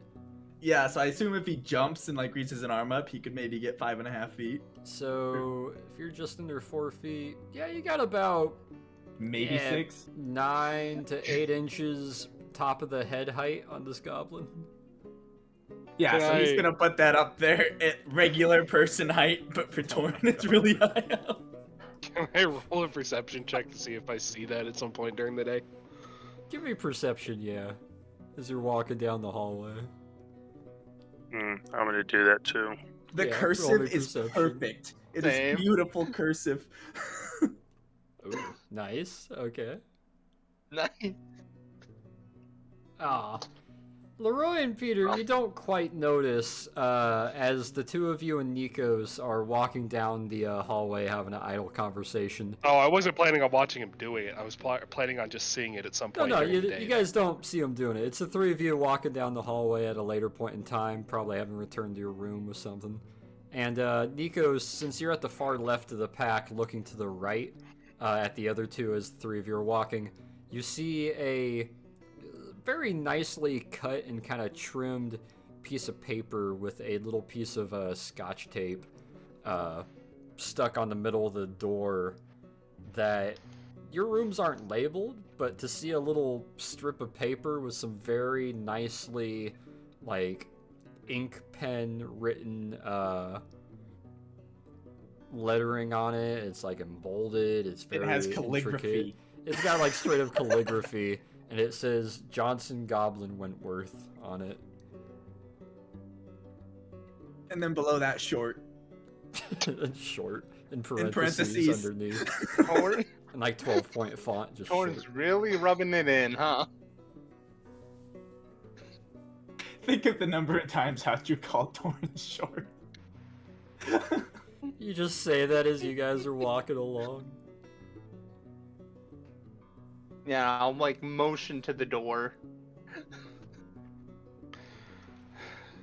As I open my door and I see that above it, I cast Salamander Slither up on myself and just slither up the wall as the goblin.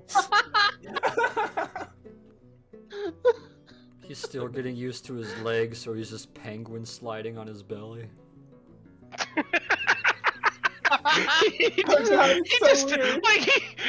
his arms at his side, just kind of leans up against the wall, like near the door, with like a thunk, It just and it just slides up like a slides up on his worm. stomach and chest. Just There's the fucking worm up the wall. Oh. Unfortunately, that's how the spell would work, though. Oh. You see your name written in very nice calligraphy with the parentheses under it short.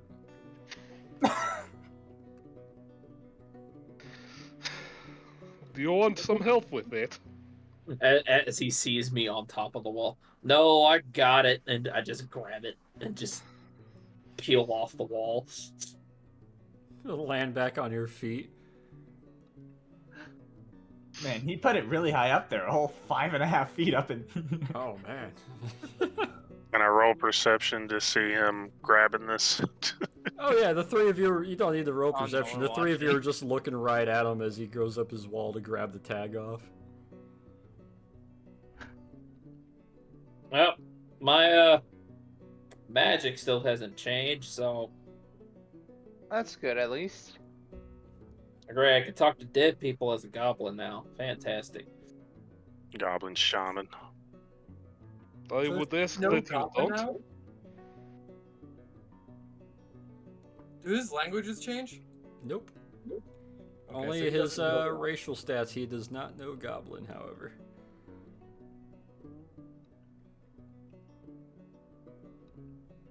Yeah, I wouldn't want to know goblin.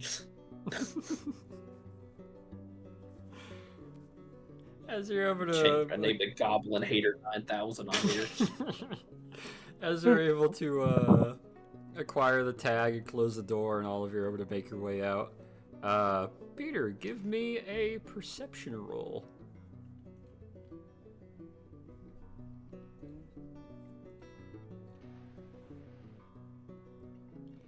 As the four of you are standing there kind of talking, you can hear a little bit down the hall. Torin and Wilhelm are starting to walk up the staircase and make their way towards you. And you kind of look over to them. And then you're able to hear a little bit out one of the hall windows.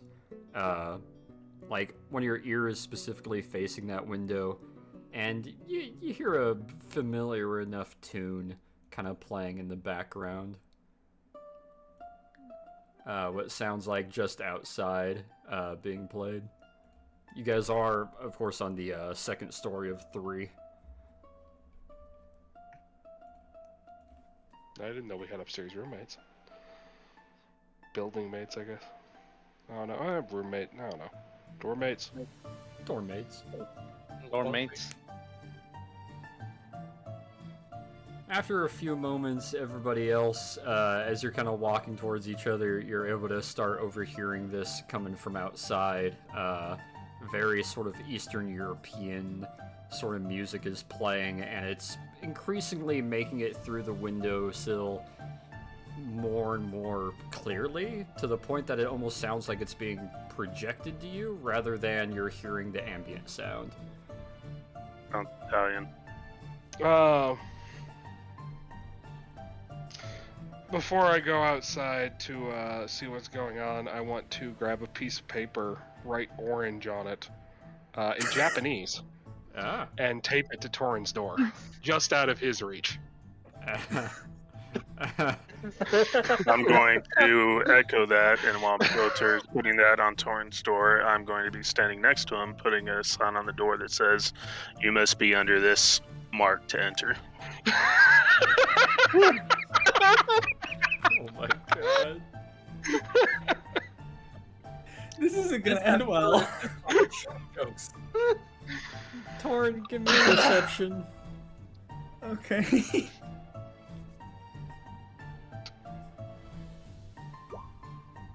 $15. As you're walking up, you don't see Peter do anything, but you do see Leroy kind of backing up from your door as the three of them are kind of standing abreast, blocking I your just hit vision it. of your I door. just slapped it on and walked past on the way out without stopping. Yeah. Leroy's Leroy- got to get it in just the right position though, so Leroy's he's kind kind a of- little bit longer. He takes a little longer. He's standing next to Nico's kind of abreast, and then Goblin I at the have end a of habit that. of I do have a habit of admiring my work for a little too long, so So he's kneeling in front of your door for a moment, but you're not sure why, as they're now just standing in front of you. Oh, hey, Torin. You have a mouse problem. I think I just saw one go under the door. I'm not. No, I've eaten the mice in that room. You must have missed one. You might want to check it out. Mhm. So wait, is Alright, this I paper catch sign, you later. is this paper sign on the door at like head height? No, it's above his head, Oh my god. with the bottom of the paper being where his head, the top of his head would be. Oh. Oh. Well, I suppose I can't be too upset about this. You spot orange just above that It's in Japanese. in Japanese. What does that even say? Oh, don't ask me as I come just slowly stepping by. I don't know. Torrance can use his Can you special imagine ability. a goblin trying to mosey? It would take hours It's to like get a sassy anywhere. Rugrats walk. Just. Yeah, Hachu. would One take thing hours you've to get definitely anywhere. noticed is your time, your average pace, feels significantly slower.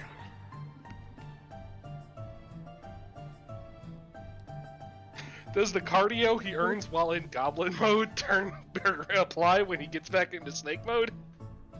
No, unfortunately, but that would be hilarious. He's gonna get ghost leg syndrome. Oh no.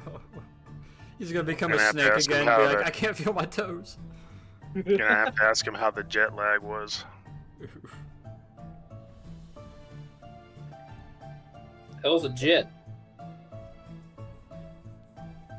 That's, part of that timey-wimey, wibbly Come to think of it, I don't know if any of you Very guys actually know I can speak Japanese. They do not. I don't think you've ever expressed that. I think we just know that you've been to Japan. I mean, we've mentioned it multiple times. you can apparently write it.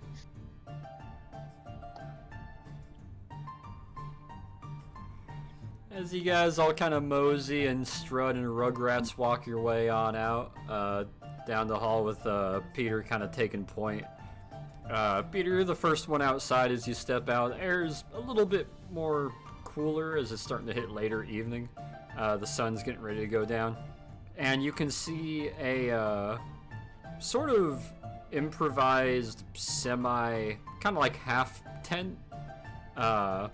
Funnily enough, it almost kind of looks like half of a circus tent to you, Torn. There's your And- circus then, Thorin. I guess, fuck, I just forgot his name in real life. Johnson Nice. Goblin? No, not Johnson Goblin. And first of all, it's Goblin Wilton? Johnson Wentworth. Yeah. Seems like he has delivered the tent you asked for. I was not expecting that.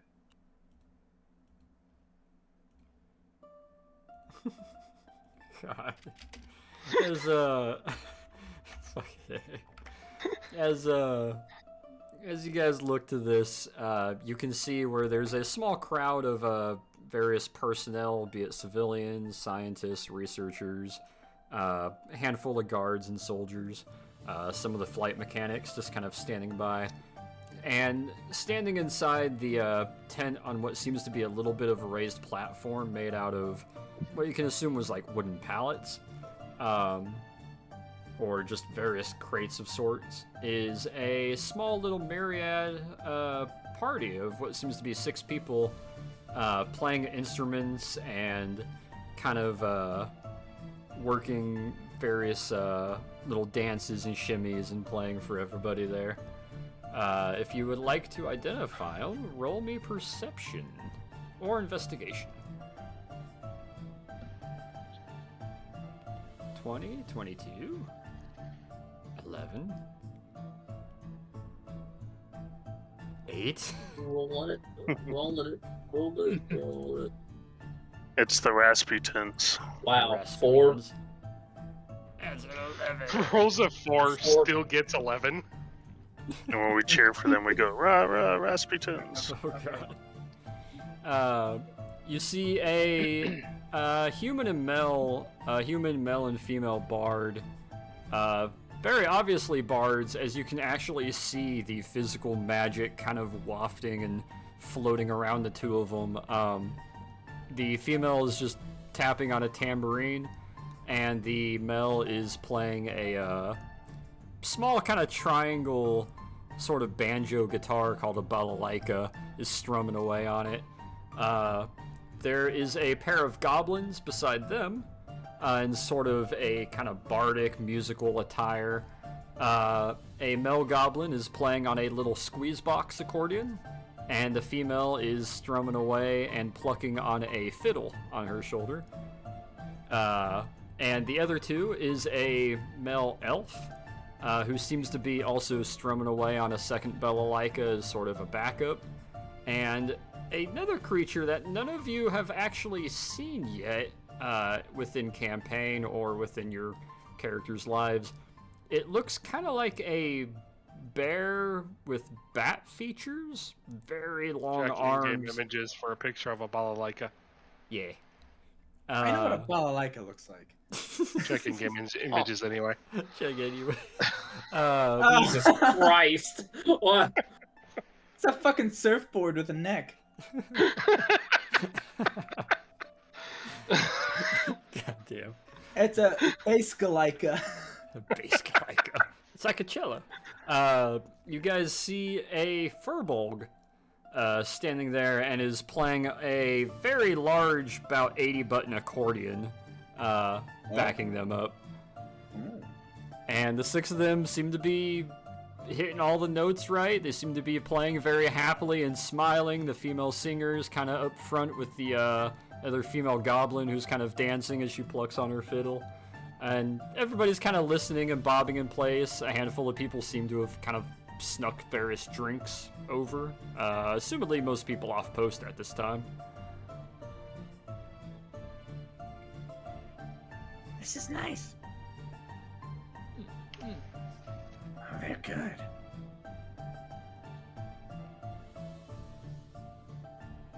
Mr. Peter, would you give me a insight roll?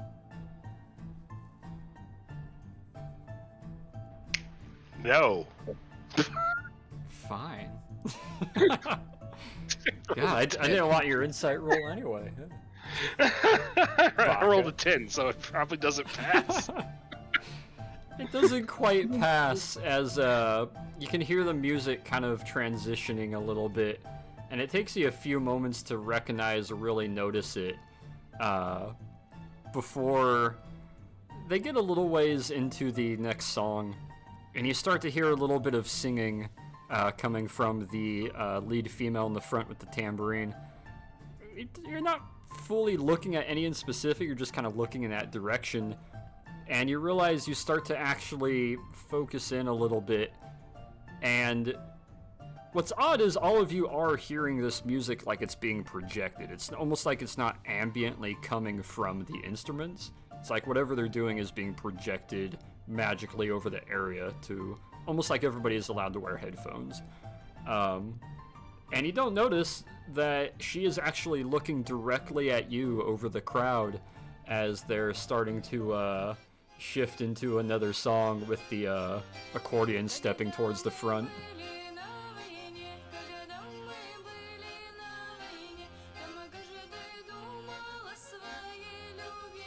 Do I see this? You can hear it. From your stature, you can't quite see it, though. Fuck you. Do you want me to put you on my shoulders? Torin? Maybe I should get you a box. I should just stand on the goblin's shoulders to equal the height of a slightly tall man. Barely. Wilhelm, do you think you Give me can a summon trench your coat. gun? Do you think you can summon your gun as a box? Or just big enough for them to stand on? No, Unfortunately, Oh my God. it's actually smaller than they are. Torin's actually gonna look over at Hatchu and be like, Come on, you should see this. There, see, that's the real Biolocker right there. But Hatchu, you're being addressed. Thorin is actively trying to pick you up. Aw. please stop. I will make my way on my own accord. No, grabby hand. You're going on his shoulders. Torin, make me a strength check. And Hachu, make me a con save. 18. Oh no.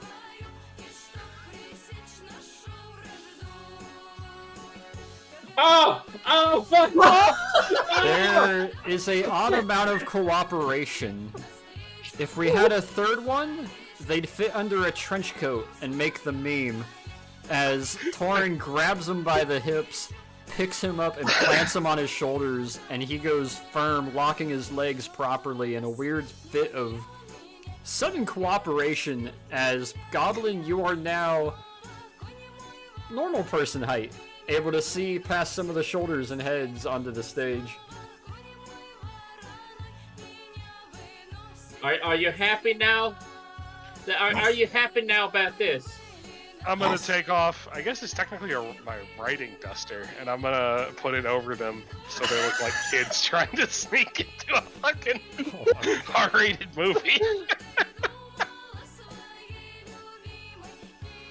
Oh my god. I'm not gonna say anything. I'm just gonna do it.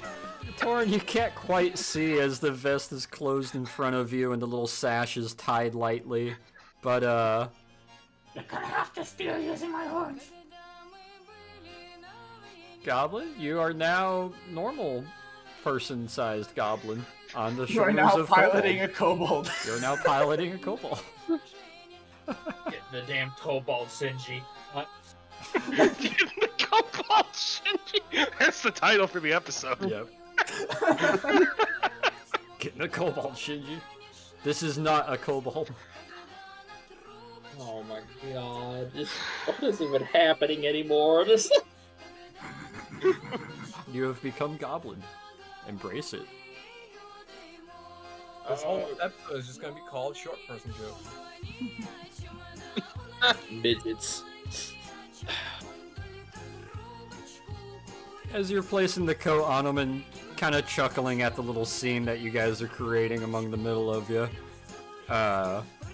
Peter, you can hear a little bit more of a focus, and you kind of look up again. I'm doing this stone face. There's no chuckling. I am just. This is just a thing I have to do. Give me another insight.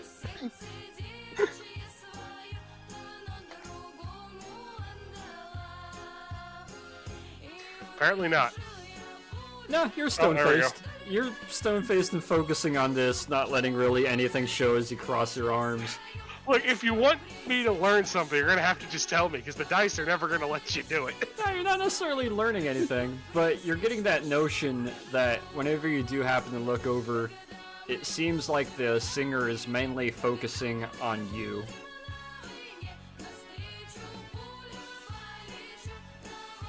Not in an aggressive way, more so in just a like recognizing sort of way.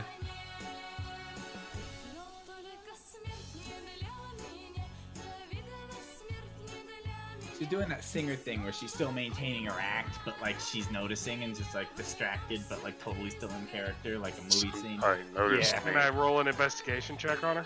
You can.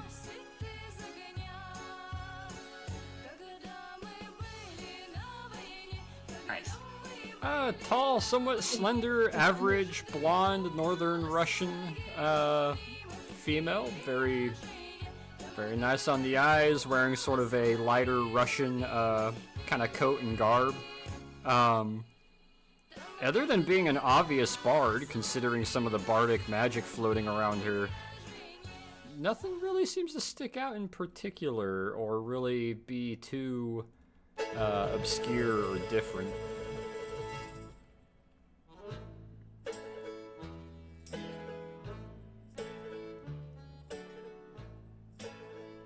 And as they start to transition into some more songs, you see her give a small little kind of nod, and her and the goblin will kind of step back a little bit as the others step forward and start continuing with more of an instrumental.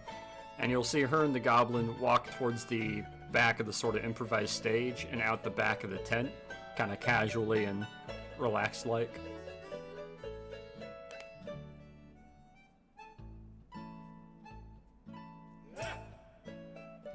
Alright, I think I'm gonna keep hanging out with everyone.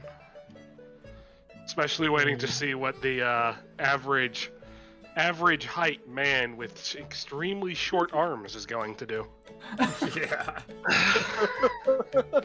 As some of the music's starting to build up a little bit more of a crowd is starting to gather around. Some people are actually starting to put down crates or chairs and get little circles going. Seems like people are just generally enjoying the music that's showing up. I would like the two shorts to make me a deck save, please. Oh Lord. We're gonna call them the Little Bros. The little bros. Ooh, nice. Good deck save. Dang. Dexterity's my thing. Oh. Oh shit. Oh, thank God. You are bumped into by a rather burly mechanic. Possibly the one that Wilhelm may have stolen money from or swindled money from a few weeks ago. Kind of taking a few steps back, doesn't notice, bumps into you guys, and you do that sort of weird wobble since your hip is technically at shoulder level. But you're able to maintain your feeding underneath you real nicely and kind of turn and look to him with floppy sleeves to either side as he turns and looks at you with a little bit of a very unsure what to think as to why this small child-sized head and floppy-armed person is standing here in a Cossack coat. Hey, why don't you watch where you're going, clumsy? Yeah, what the bottom half said. Two very raised brows and arms go to either side, and will take a half step back.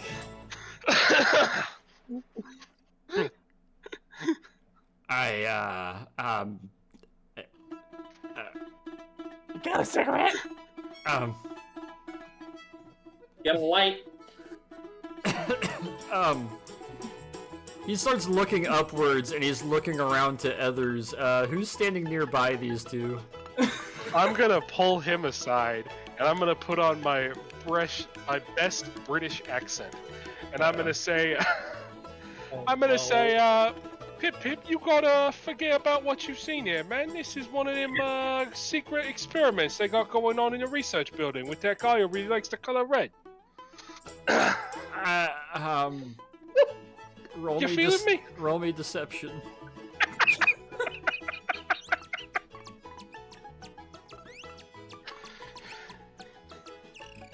Anyone else? This Damn is straight! red. Damn straight! What are you doing, Nikos? That's me trying not to crack up at this. You're able to keep it in a little bit. Yeah. Peter, he looks to you, blinks twice, looks over at the goblin man, looks back to you. Okay.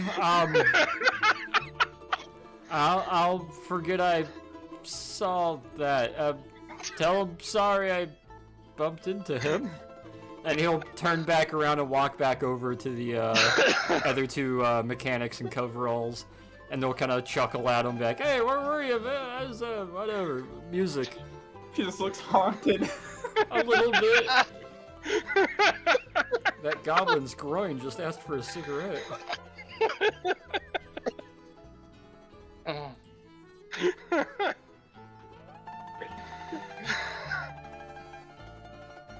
You're a madman. Can you imagine that happening in real life? I can Too picture busy to You bump into what is very obviously two children in a trench coat, and then some Secret Service agent-ass motherfucker comes up to you and is all like, forget you ever saw this. Meanwhile, the goblin's just standing there blowing smoke out his fly hole.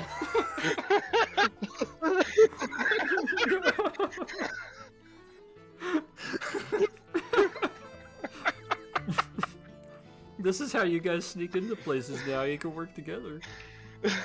Oh god, that's asking for a lot of good rolls. That's asking for way too many good rolls.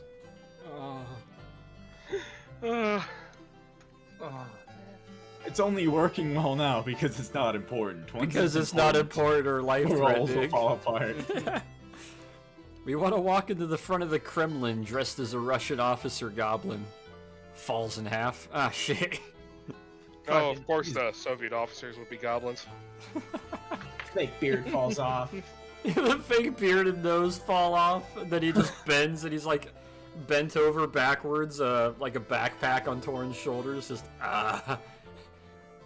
Sorry, I slipped disc in spine, Yurko. Very bad. You say as your snout is sticking out of the front of the front of the jacket. Pretty woman down street, my bad.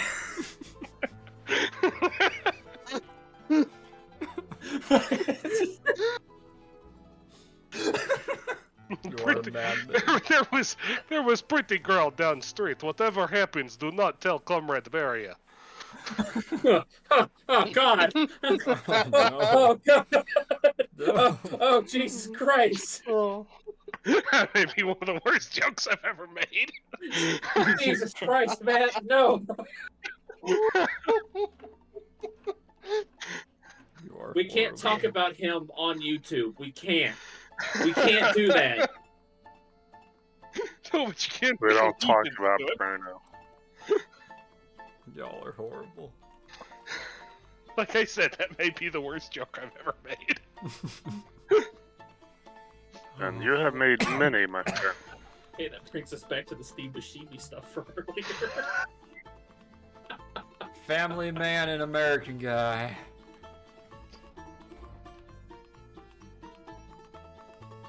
This has not been a very focused session. Nah. It's in passing, it's all good. The ebb and flow. As oh fuck.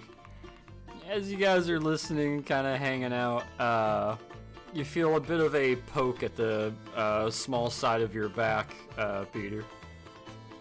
Hip hip, what's it? Hello thing. There is a very surprised and shocked look of the singer female standing there with the goblin female beside her, just giving sort of a wait what sort of look at you. I'm sorry, I thought you I assumed you were a Cossack. No? And I assumed you were a mechanic. Looks down at her obvious, like, stage performing sort of Russian gypsy garb for a moment.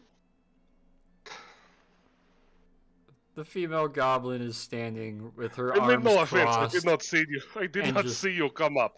Has a little bit of a snaggletooth kind of frown towards you. And she kind of looks back up. No worries.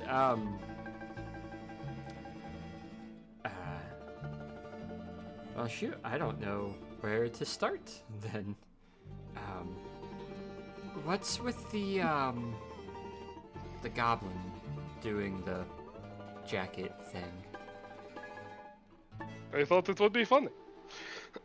Also, he could not see. So the kobold put him on his shoulders. Hello. It's a hand up this. Goblin looks over with a floppy sleeve. Cheerio. It's getting kind of hot in here.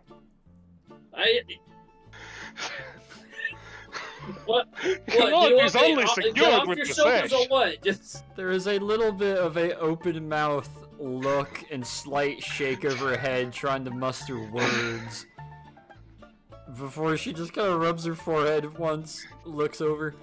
I was hoping you would join us beside the tent to speak if you're available. Torn reaches a hand out to slap Peter on the small of the back.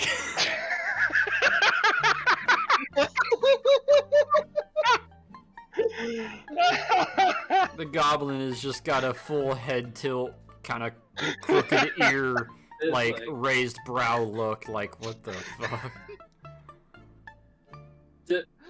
Alright, I'm getting down from this as I just like climb down. Roll me 3 athletics. fucking feet tall. Gotta roll athletic. Great. I'm gonna See if you can do the dismount. Tumble over. I'm gonna reach out as he's starting to go down. I'm gonna reach out and just grab the jacket and hold it up as he goes down inside the jacket, if I can pull that off. As you grab the Given back of his the athletics. coat, you can feel his arms slip out from the sleeves, and he sort of does this drop down. Keep in mind, the sash is still tied in the front, so now he slides down your back and shoulders, Torin. However, you're both kind of like pressed up to each other inside the chest and midsection of this jacket as he is just holding it there, like some weird lampshade.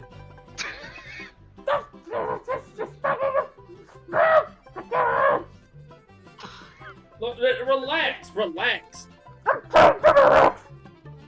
You're the one who asked me to freaking get on your damn shoulders, so.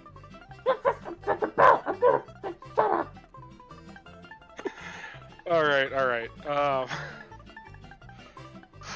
I'm gonna go for a little bit of a performance roll. I try and undo the sash and then pull the jacket up over them like Give you're me pulling give me a quick sleight of hand.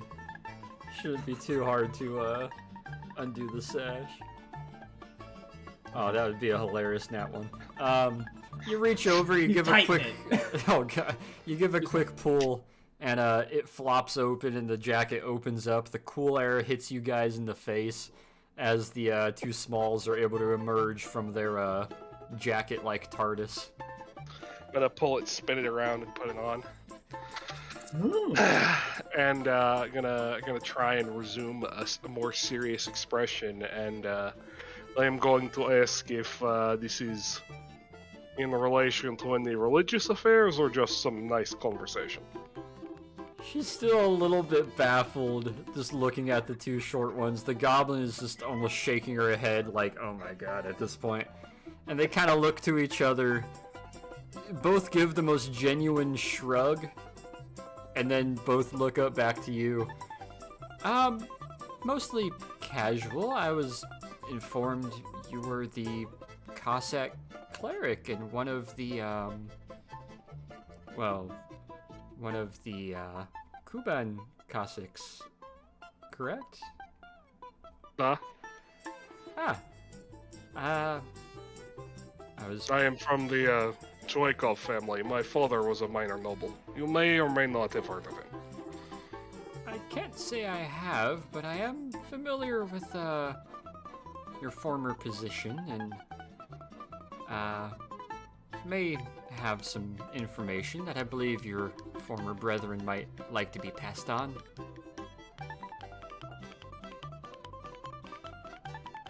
Alright, lead on. Okay. And she'll, As we're walking, I do want to roll an insight check to see whether or not I think she's more on the trustworthy side, especially Roll given me her most insight. recent encounter. Yeah, give me insight. Damn! Nat 1. They're kosher, they're chill. You're in a oddly good mood because of the shorts. Yeah, you totally can trust them. Everything about them is on the up and up. Now it's your turn to fail insight checks, motherfucker. I haven't passed one yet this whole campaign! Damn.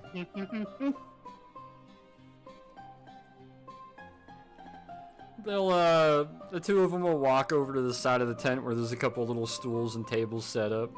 And they'll both grab a seat.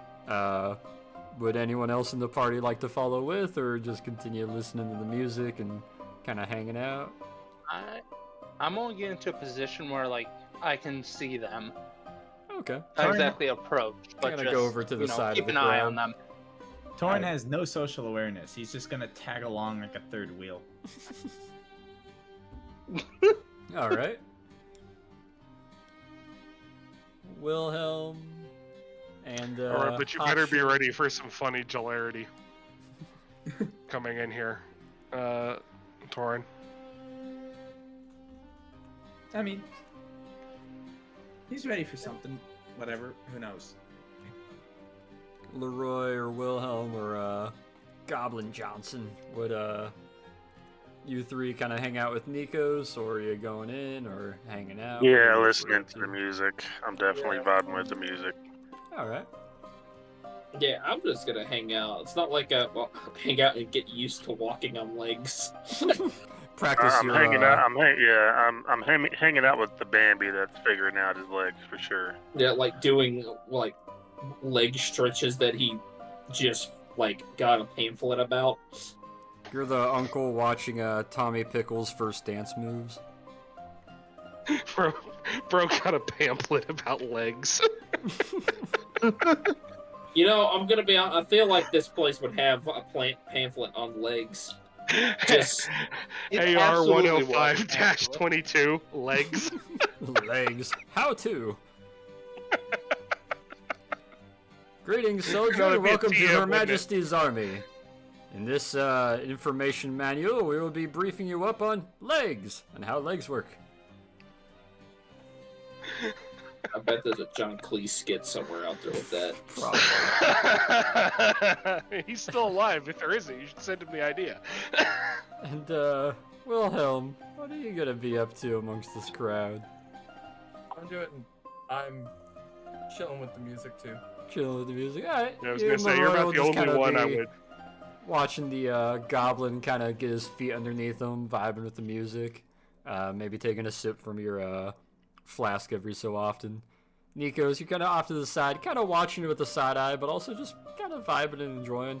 Everything seems very relaxed and chill as the female and the goblin will sit down, and Torin, you'll just kind of follow right behind them and sit down next to Peter. As Torin sits down, I'm going to take off my coat and I'm going to hang it from one of his horns.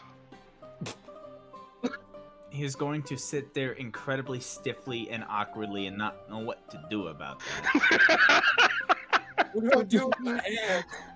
When I take it, I'm gonna do the fancy coat hang up thing like you see in the movies. Usually you see Germans doing it in fucking, you know what I mean. Yeah, the fold, the half fold, and then the drape. Yeah. Yeah. It's a heavy coat. I'm not gonna lie. This is a heavy Cossack's coat, so it's kind of pulling on your head a 19 little strength bit. save. Torn stiffens his neck and will just maintain this posture with a coat hanging from his left horn. The two of them are just looking a little bit baffled. She's starting to look a little bit unsure as she looks over to the goblin, and the goblin's just giving a, kind of saddened shake of her head no. Just... And she'll raise her hand up to the goblin, giving kind of a pat motion, no, hang on. And she'll lean back forward, trying not to make eye contact with Torn at the moment. He's making eye contact with one eye. I'm gonna lean forward, look her straight in the eye, and say, he went to Harvard. Did he? That's quite the achievement. He Actually, no. Where did you go, Torin? I don't remember off the top of my head. You actually didn't technically go to a college. We're gonna stick with the Harvard line then, because it's very funny. He's Harvard educated. He went to Boston College. MIT. A doctorate in history, actually. Self-applied test. I can't believe you wrote a dissertation. They just skipped everything else. Yeah. Correspondence course. He just wrote into the college, hey, I have a degree in this. Oh, okay. She kind of looks to you, gives a couple little nods, leans back, and you'll see her let out a nice long breath, compose herself for a moment. Okay. I can see you're very jovial and happy, and I won't seek to threaten that. It has been a very long week. Nods affirmingly. I can believe that. It's been a long week for us as well, and we've come quite far. We're actually rather happy to finally be somewhere where we can openly play again. It's never been to England, but the weather's quite nice. Give it about 6 hours. I understand you came from Murmansk, da? Ah, yes. Actually, we were part of the last ship escaping the north, at least to our knowledge. Which is part of why we were eventually led here. We were brought to the understanding that the, well, OSS could assist us and we could barter information for asylum, and that a Cossack here of his personal guard, may he rest in peace, was among their employ, and that it would be good for us to speak with him. I should introduce myself first. I'm Tasha Romansky, and this is Xena. And the goblin gives a little, like, half wave. The others, that's my brother, Norsander, and then the goblin, her husband. Okay, can you DM me a list? Can do. A list of these people, because this is gonna get real hard to try and spell everyone's name while you're saying it. I was gonna say, yeah, I will happily Oh man, post I this. can't wait to see Matt's spelling of these names. I Yeah. can't wait. In, Oh, yeah. in-game images, I will post it there for enjoying. Ah, spasiba. And she'll kind of go through the list and introduce everyone. And that is Pavel. He's our newest member. We actually met him up in the Urals, which is funnily enough. We've been playing for a few years, but never really settled on a name. Recently, we settled on Uralski Kurenti. In English, that's the Ural Chimes. We've been playing across a few parts and sort of outspoken protesters, if you want to put it that way, against the current regime in power. I can imagine that did not go well for you. As the Reds started making their way further south, groups like ours were more and more scarce and not allowed, and hunted down. Quite a few lesser races, as they're usually called, aren't always allowed to freely move about as some of us are. So you can imagine a traveling band made up of mostly not humans wouldn't be as openly accepted, which the more we started to play in secret and establish secret meetings, the more we found ourselves finding, well, more and more elements of the White Party and those loyal to the Tsar still in hiding. Alright, Torin's gonna take the coat off his horn because this conversation is getting serious. As he takes it off, I'll just take it and I'll put it in my lap. Okay. She gives a little bit of a she gives a little bit of a sigh. So yes, we originally we were far to the east in a region that you may find interesting. I'm not familiar with how long you were in Russia before seeking asylum as we have. But you might be familiar with, they refer to it as Green Ukraine. And she kind of looks between the two of you. Sorry. So, Ukraine? I mean, there's green parts in Ukraine, but a lot of it is a desert. I don't get it. Yeah, it's a bit misleading. We haven't questioned it. The area north of Port Arthur, far eastern Russia, on the Pacific Ocean.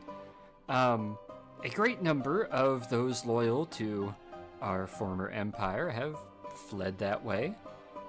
We would have gone that way as well, were it not for the Urals beginning to become harder and harder to cross. And of course, going around further south is no longer an option either.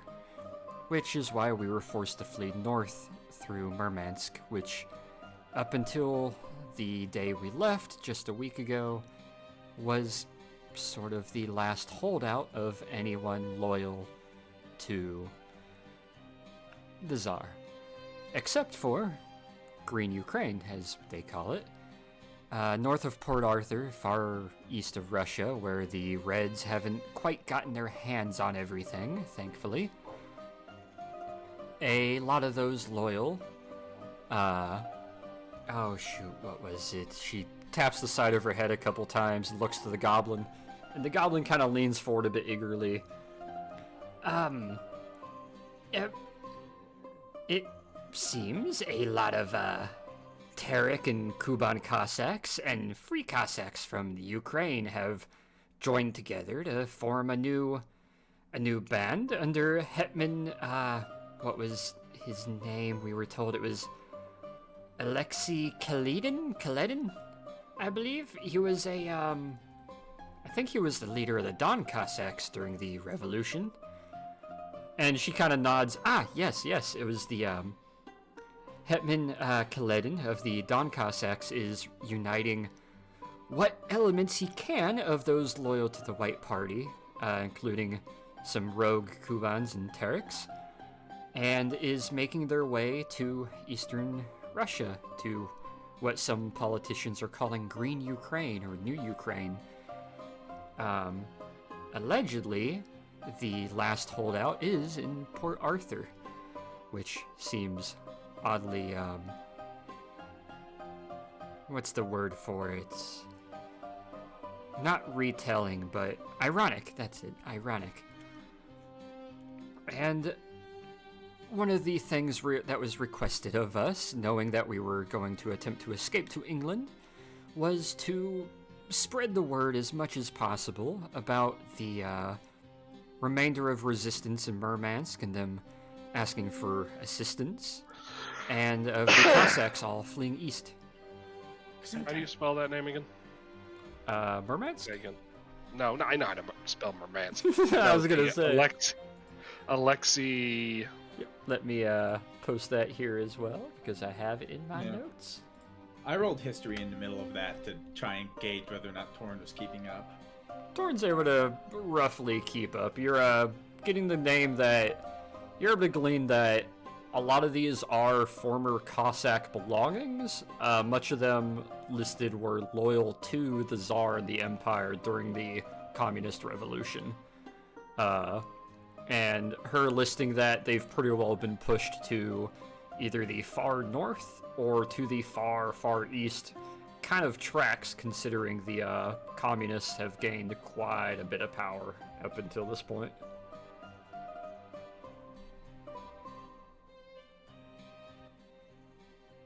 The name, though, with that 19 history, Peter, you'll definitely remember the name. He led one of the larger Cossack resistances against the Reds in the early part of the war.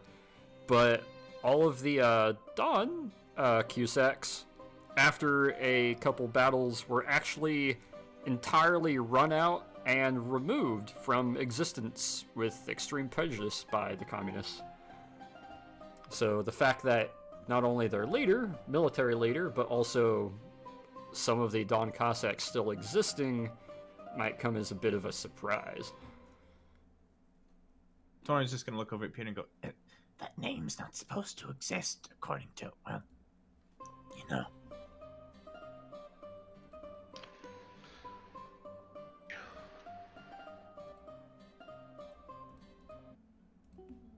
Didn't General Kaledin die in 1918 at the outbreak of the revolution? That's what everybody thought. We don't exactly know how, but he's back.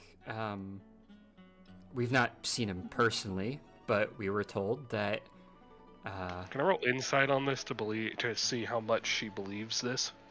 Yeah. That's a good call. Ah, fucking useless. Or not, I don't know. Insight's usually good as long as it's above a 10. Sometimes it's a bit harder. She's not specifically trying to hide anything, so you can tell she is kind of skeptical. What you can tell off the insight is she might know a bit more about some of the niche and smaller movements and happenings, and was maybe even present during a lot of them, and she's trying not to let it show too much the sort of concern that she has with the whole thing. Trying to be a little more distant, kind of keep a more professional tone with it. Where did you hear this? As we were leaving Murmansk in the weeks that we were there, spreading the word and playing our music and trying to keep spirits high. Obviously, we trade in a lot of information. These two here specifically gather quite a bit of it for us, motioning to the one goblin that's sitting with them. We heard through scuttlebutt and whereabout and sort of word of mouth from another Cossack that had been sneaking his way out as well, that he came from Port Arthur, where a lot of Cossacks were grouping up, and allegedly he claimed that Hetman Kaledin was there, rallying them. But I'm sure, as you know, at least we all thought, he died along with all the remainder of them.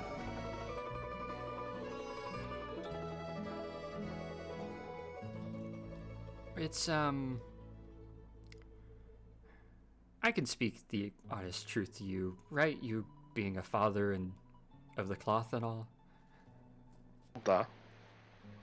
She kind of leans in a little bit. I think those loyal to the royal family are becoming perhaps a bit more desperate, and the rumor going around that we overheard was they're using some sort of stone to resurrect persons that they find important, to try to keep the resistance and counter-revolution going. And she kind of leans back a little bit from that, looking a little bit not too content with the information.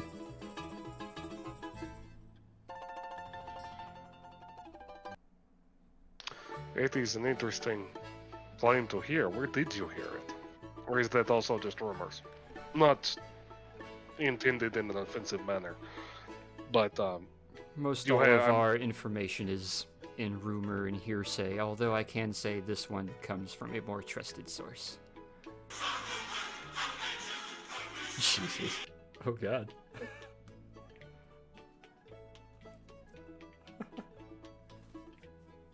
Sorry.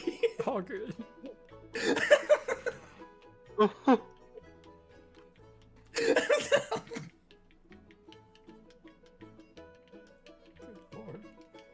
I think I even broke was Saber. that? What even was that? It's Anastasia. God. Sorry, Anastasia. I give her a hug. I got her and I took her. Peter, are you okay? yeah, I was totally out of it compared to what you. I just heard noise coming from you, so that's all my brain processed.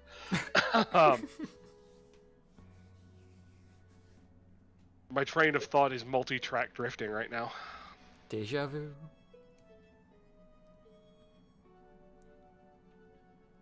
She kind of leans back a little bit more. I realize this is probably a lot from someone you've just met, but when we heard that, well, one of the only remaining members of his personal guard, well, still around, were here, we were hoping we could bring this information to you and see if maybe there was any possible help.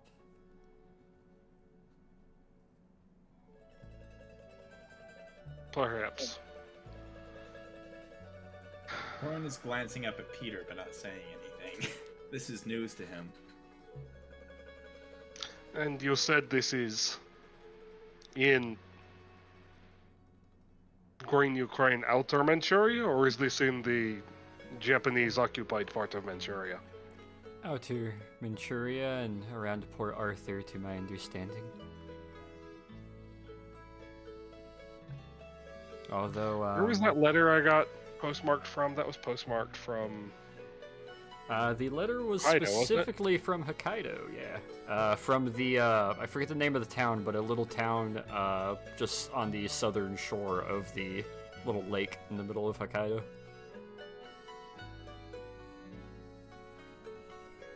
Have you, by any chance, heard anything to do with the Japanese? Gives a little bit of a shrug at that.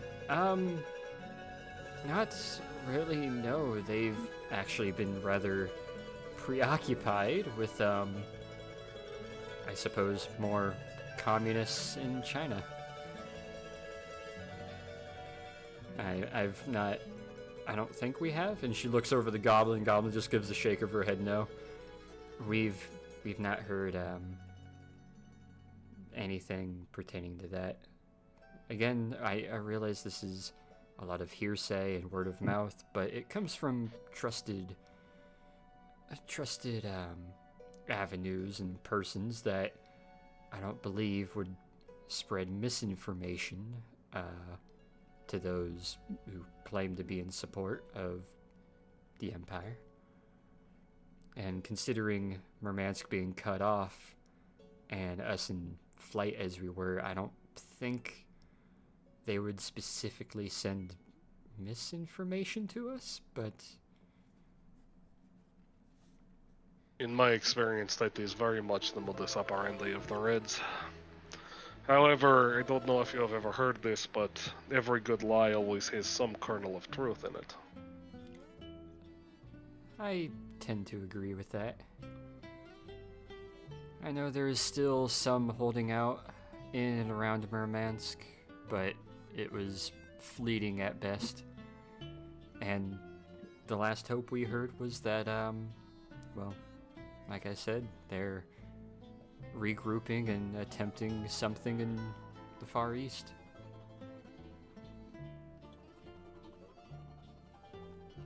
Have you had any contact with other Cossacks or just anyone from the...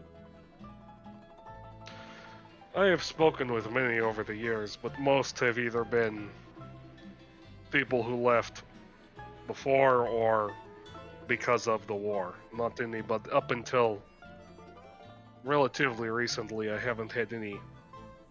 Actually, very recently, I haven't had any messages or anything from anyone in relation to my activities with the Empire. Just general people in exile. I understand. I did receive a letter, but it came from Japan and not from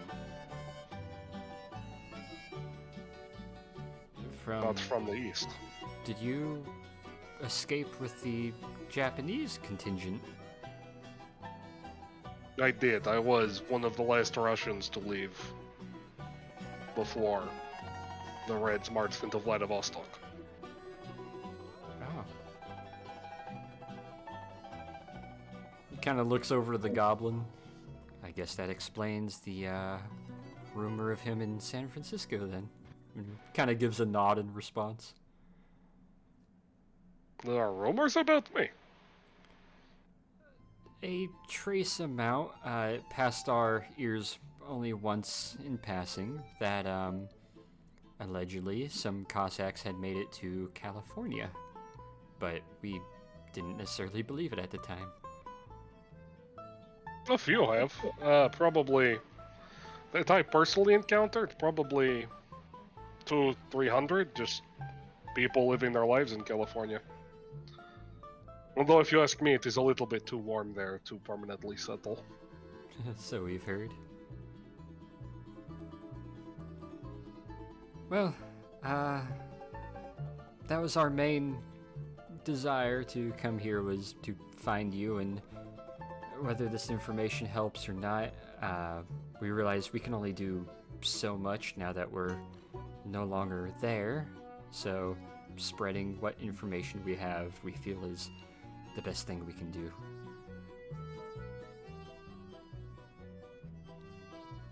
To my knowledge, I believe they're talking about sending us a little further north.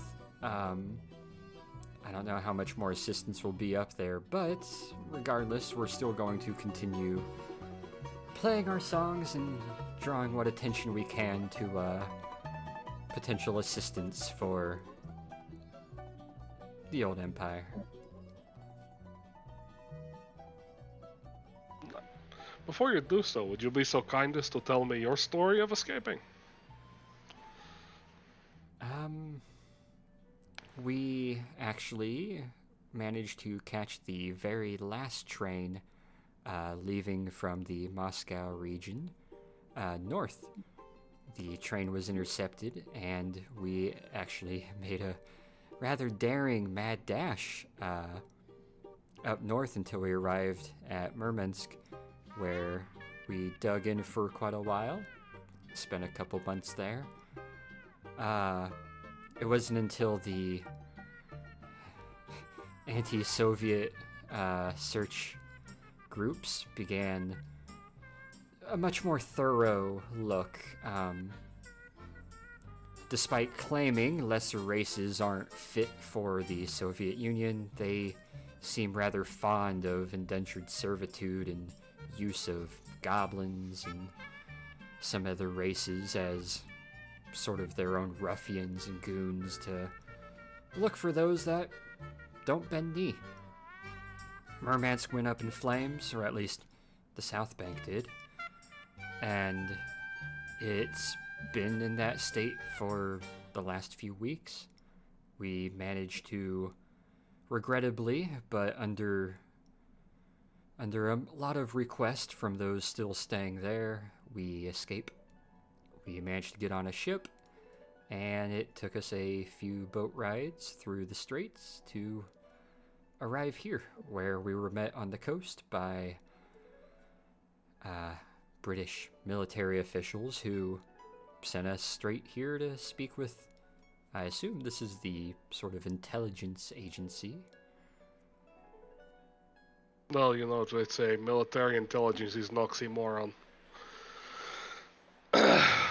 Whatever you do not eat anything colored red.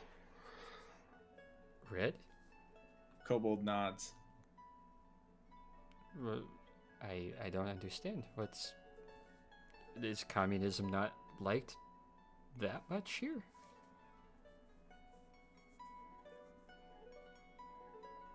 It's not that,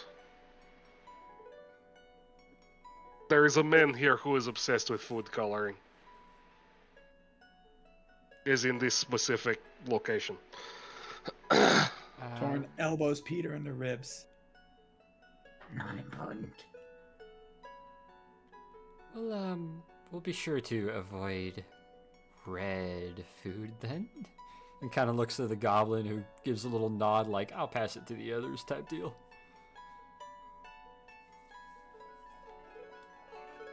But, we don't necessarily have any other information. Is there anything you'd like us to perhaps pass on, or? Do I have any of that bottle of vodka left? You do. That's what he's passing on. That is what I'm going to pass on to them. She'll look at it and give a little bit of a smile. Ah, It's not very good, but it is what you can get. it is Polsky. This will drink.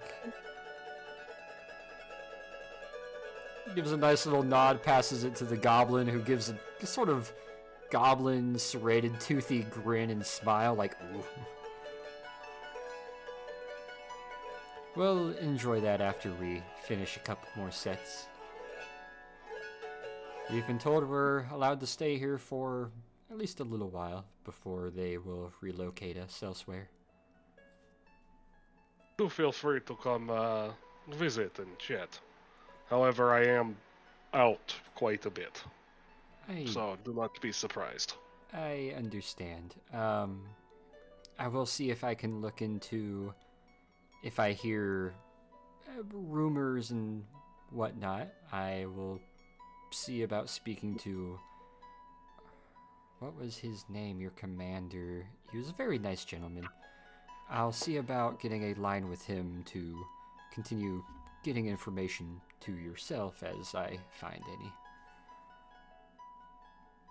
If I find any. You know what? I'll give her my room number and tell her to just drop a letter by whenever, if I am not available. She'll look at that, put it in her breast pocket. I'll do that. Thank you. Oh, Torin thank you will for the nod information. affirmingly. I sort of noticed by the way that they're standing and the sort of different attire compared to everyone else. Some of your party, I see you also have a goblin and, well, this kobold with you. Nods didn't affirmingly. Get your name. This is Torin. He is from Boston. Nods affirmingly. Damn it, Tori. single, like blunt down, nod. up. That's it. Just, Sorry. Oh. I gotta work myself up to say this seriously.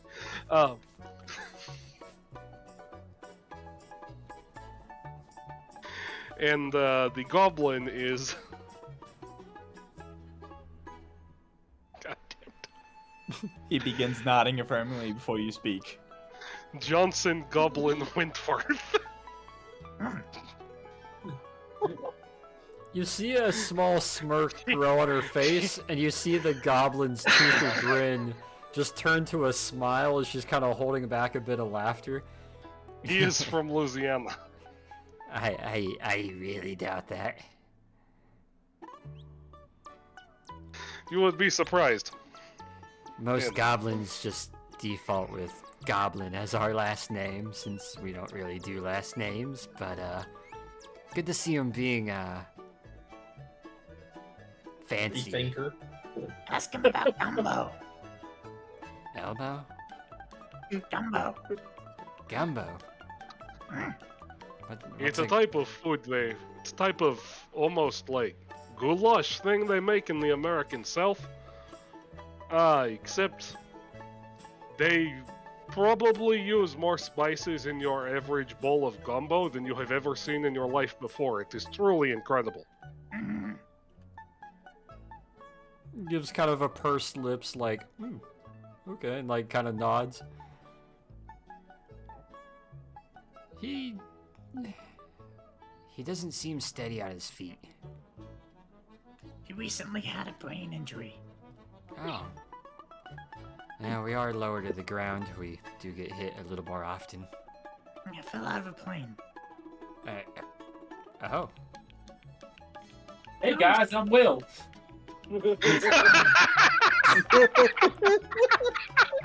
Sometimes.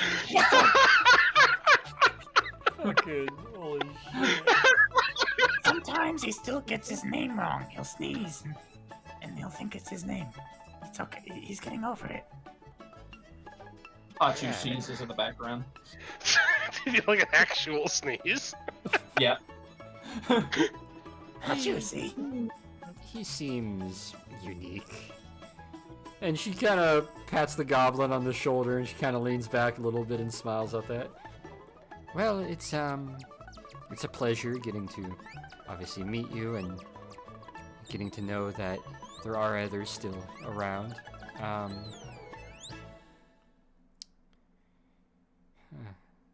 Well, we will be in contact, so I appreciate it.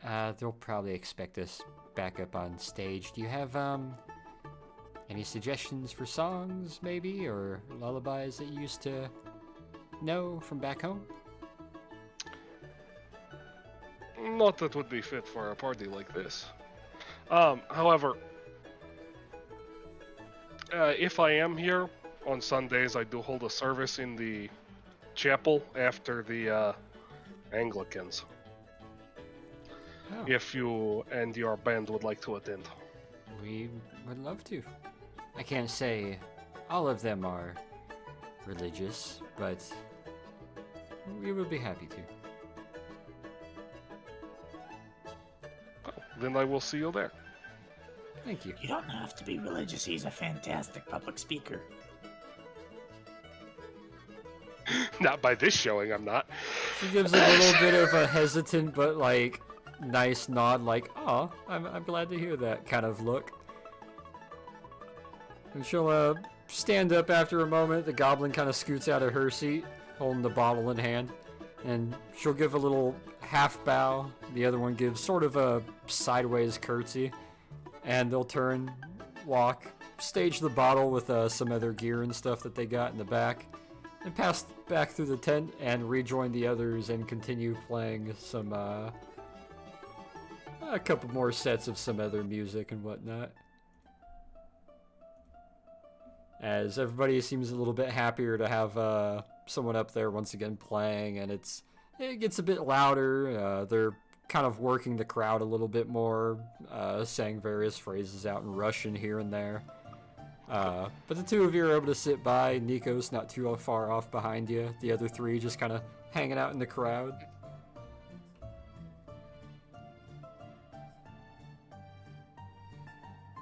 At some point, I do want to go speak to Picatrix about the scrying, see if he knows anything.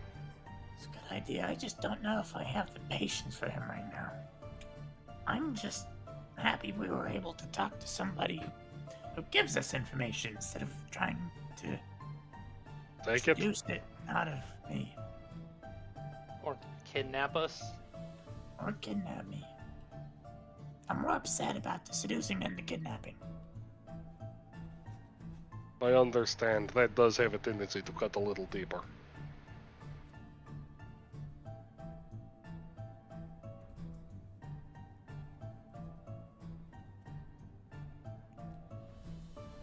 They're good. Pardon? They're good. Oh. Very. I can see why they managed to evade the Reds for so long.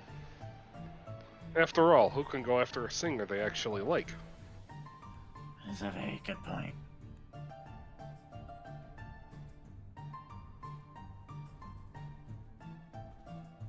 As you guys are able to kind of enjoy the remaining songs and hang out for the rest of the evening, eventually it starts to die down after a while. As it starts to get dark out and with not too much ability to project too much light, one of the bards up there does try to use manifest lights to pop up to kind of illuminate the area, but it's not quite enough.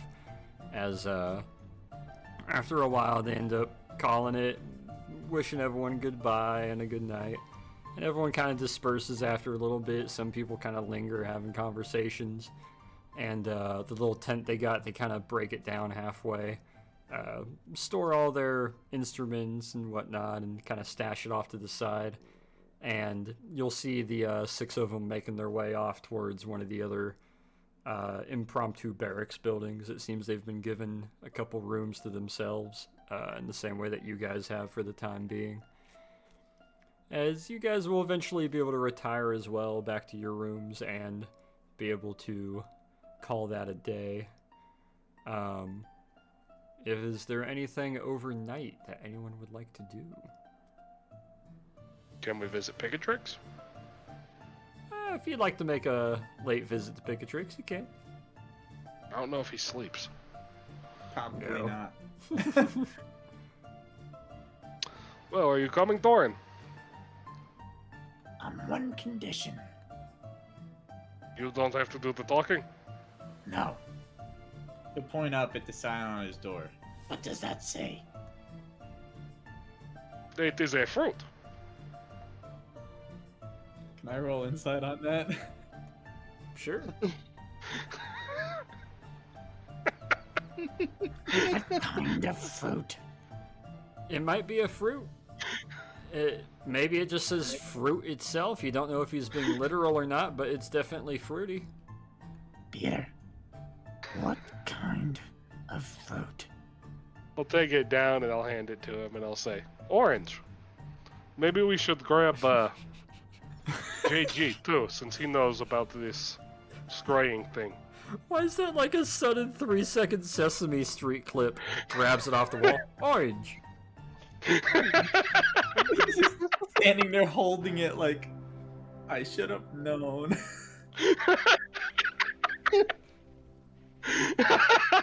I thought better of you and I was let down.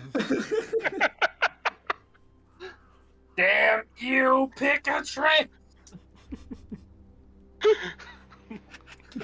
Today's been a fun day. Oh, yeah. So what do you say we grab JG? You know what? I also want to see if Picatrix can see through him. That's a good idea. Y'all, my name J.G. Willington. So, Whitworth! so Whitworth! It's Whitworth. So Torrance just gonna walk to Hachi's room and open the door without knocking. Oh. Hachu, this He's bed just of standing yours on the is other side of the fucking... door, trying to reach for the door handle. Oh, he's been trapped in his room all this time. Hey, John, are you coming with us to go see Picatrix? You just see a bunch of like just random items stacked up on top of things just to get places. You know what? I got nothing better to do. Sure.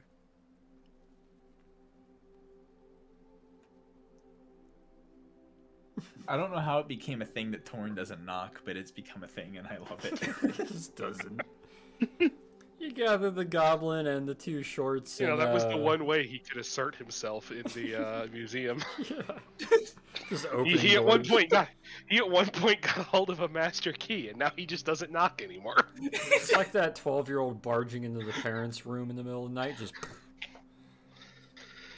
Mom, I threw up. Well, I threw up. Nightmare. I threw up.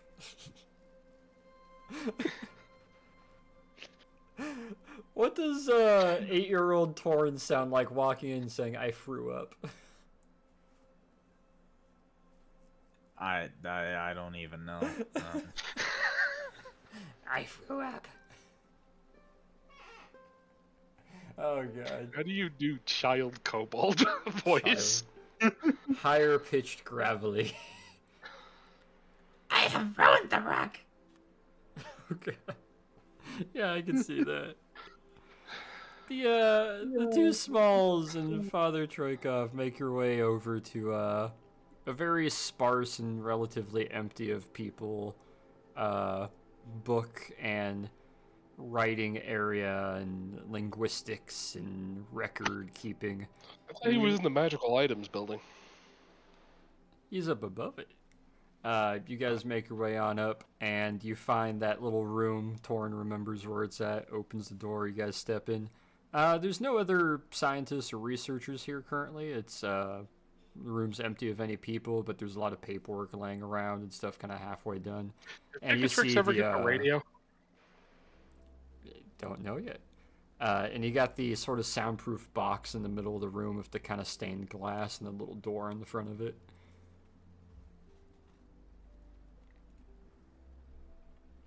Torn Very crosses fancy. himself before entering.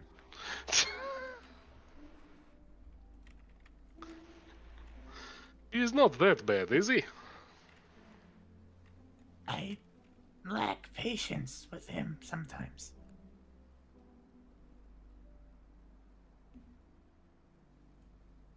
Look, I'm just mad because he made me spend 4 hours explaining interplanetary gravity conflicts, and he already knew. He just wanted to hear me talk, and I personally, I'm slightly insulted. Why should you be? He liked your explanation. Yeah, but he lied. That is fair. Still, he does strike me as a rather lonely book. Yeah, of course. But I mean, loneliness has nothing to do with the manipulation in order to avoid it. That's just selfishness. There's a difference between being lonely and tricking those into speaking with you and actually seeking genuine conversation. He hasn't learned to do the second one. Or perhaps he has forgotten it. That is the more likely one, I think. We're working on it.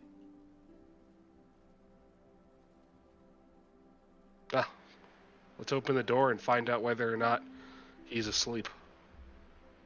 As you guys open the door, there is a little, kind of like gramophone in the corner, and it's got a, sort of a stack of about 8 different, little pans under it that can be loaded in to play. And, currently it's playing what sounds like kind of a sort of banjo mix. And the book is making a little bit of a kind of bob. The top brim of it's kind of bobbing a little bit. Oh. That's not a radio. Hachu, is that how you dance to this kind of music? You didn't quite Your come audio through cut there. out. Yeah. Your audio cut out. JG, is this how you're supposed to dance to that music? Well, usually there's a lot more, like, well, in my case, it wouldn't have been leg movement, but like leg movement and like, how do I describe? Yeah, he's got the,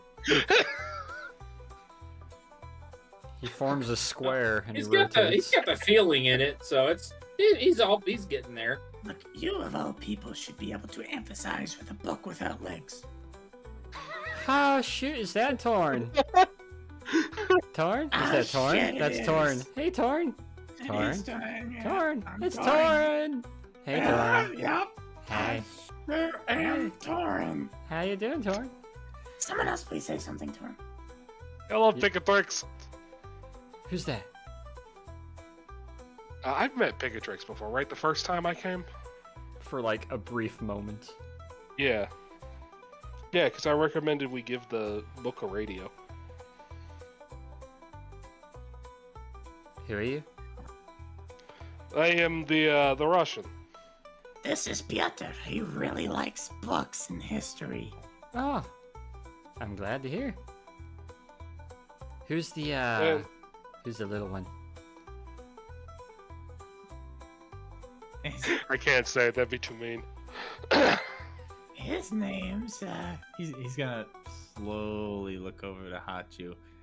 Johnson Goblin.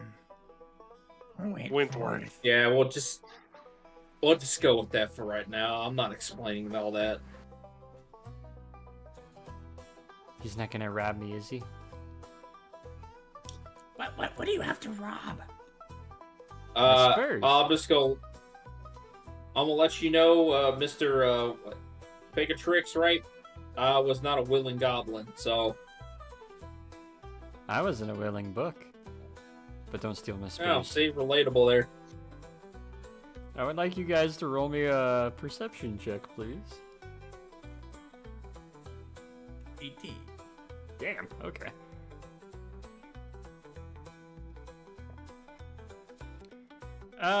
Torn and, Goblin, you spot it, probably because you're closer proximity to the ground. Peter, you don't quite notice it. Every time he says spurs, there's a very tiny jingle, where the two of you notice it looks like the 4 legs of the stand have had spurs put around the bottom of them. Do they jingle, jingle, jingle? When Wait. wiggled. Why are there... Oh, don't steal them. But yeah, I got spurs. Who gave you spurs for your table? While you were gone, I discovered something called a cowboy. Oh, did you? And they play guitar music. I think it's just... So he's got the Western style spurs with the spinning wheel with spikes on it. Yeah. around the legs of the pedestal that he's on. And they gave you spurs. I asked for him. Wow. I think That they're was very cool. nice of them. You know what? I agree. I can't wear a hat though. I suppose it would inhibit your ability to open. Sleight Perhaps of a very hand- small one. sleight of hand to fold him a paper cowboy hat. Oh my. Yeah, sleight of hand. Origami a cowboy hat out of paper, please. 25. Fucking. It looks like a paper sailor hat at first, and you see Torrin walk up and put a nice paper mini, like, sombrero Stetson hat on top of the book. He doesn't. He doesn't make a sound. He doesn't react at all. He is just completely still. You good? You broke him. Hello? Bigatrix is not available right now. Please leave a message after the tone. Maybe he's allergic to that kind of paper. I love it. What's he doing? I'm glad. You're welcome. I'm a real cowboy. You sure are. Hey, we had a question. Ah, Yeah, how do you see? I've But now that thought about that for a few hundred years. I kind of gave up questioning it. I think I just sense everything around me. No, Peter, you have. Okay. What were you gonna ask? To expand on the question of how do you see to a more astral plane, we would like to know somewhat about scrying into someone's mind, considering it has happened to some of our party members unwillingly. Oh, that's easy. Oh, Well, if you have a connection with a being on a more astral plane, especially if they empower you, I think you call them warlocks and things like that. If you have a astral plane being empowering you, and Of they course. choose to, they can empower you with the ability to read others' minds, supplant imagery, kind of see their memories, speak to them. I think the most common one is, I think you usually call it message, where you just are able to mentally talk to each other using telepathy. Although I've not really heard any spells like that used outside of any celestial sort of otherworldly entities. Why do you ask? Thorin, would you care to explain since it happened to you? so I've had someone. Well, I believe scrying on me more than once now. I believe the first time it was. It is. Wait, damn, because I'm forgetting. It was the fucking Wendigo thing the first time, wasn't it? It was when you were looking at the Wendigo weapon the first time. The first time it was when I took a fairly large sword from an undead Wendigo that I accidentally awoke from an undead monastery. But the second time, I believe it was another kobold of whom I'm not fond of. Well, I was- Anything So about it's- this kobold then that you think did it? I don't know how he would have done it. We only briefly spent time together in a room, and it was tense. I don't know how it could have happened. Kobolds obviously aren't dragons. Well, no. So how would he? Look, I'm tired of having people look into my mind. The best way That's pretty usually fine. to stop that is to find who's looking into your mind and make them stop. There's only so much you can do to actually protect your mind. And what are those things? Seals, wards, glyphs. although they have a side effect too. It means you also can't receive messages, and if someone's trying to sing a song to you or give you certain help, like some of the things I can do, it doesn't actually work on you. I see. This kobold, though, what was he about? Do you by any chance recognize the name Craven? No, I don't. I roll insight on that. You can. Come on, Matt. Nope. God damn it. He's telling the honest truth.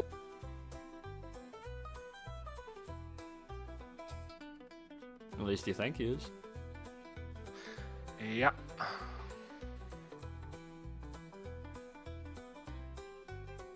Yeah, never heard that name before, but it sounds real menacing, real mean.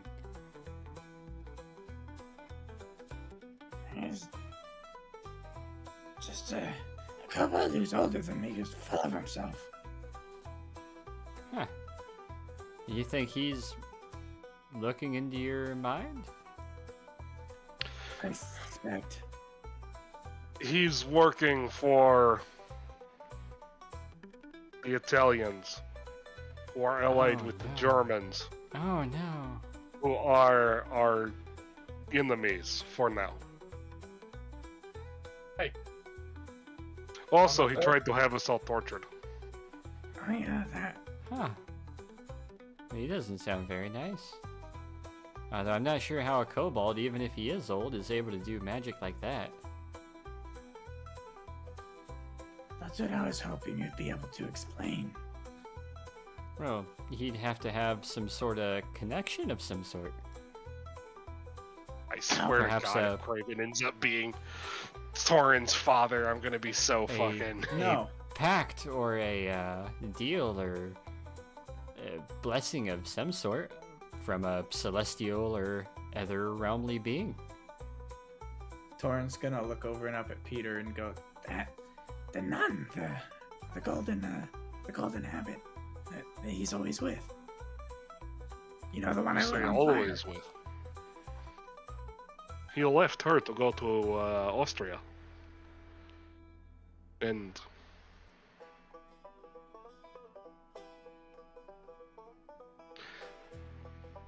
one of these days we need to corner one of those members of SOE and have them tell us some things.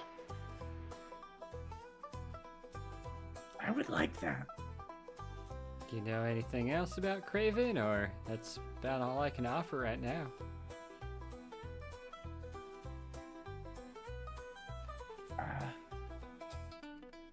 He was raised by the same, friends with the same man who mentored me.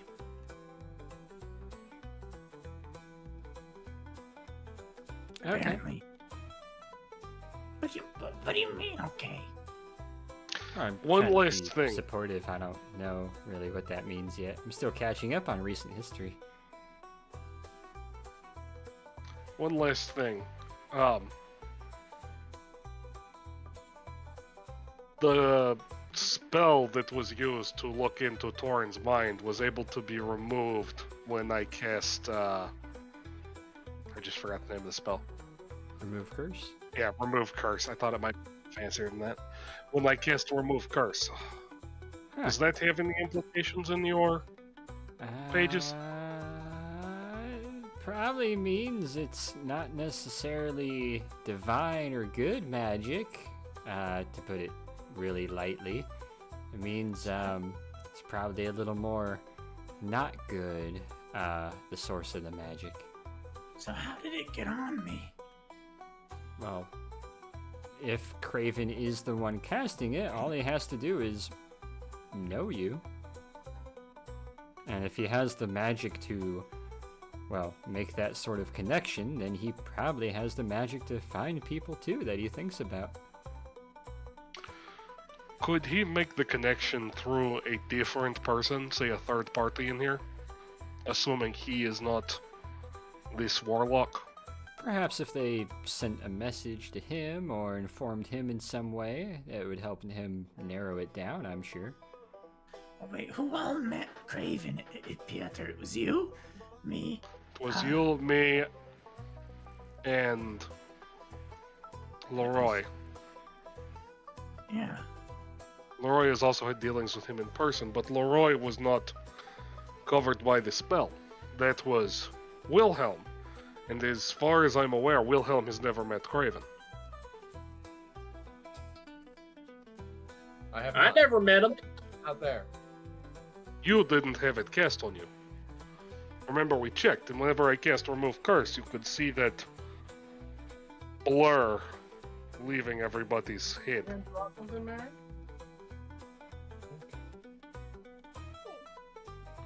Is there any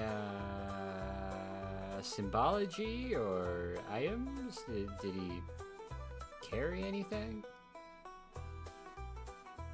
Because I don't remember. DM, do I remember anything? Yeah, do I remember anything? He didn't carry anything on him specific, or at least that you would have found noteworthy. No.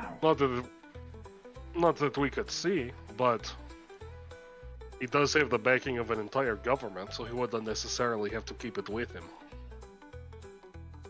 Well, if you ever see anything or hear anything or get anything else that might give more of a description, just do let me know. I can try to help. Can you see spells? Sort of. Like, with more intensity than, say, we could, as normal-ish people? More than likely. And lastly, when you look at JG here, do you see anything odd about him? He's rather other than dark that for he is a goblin?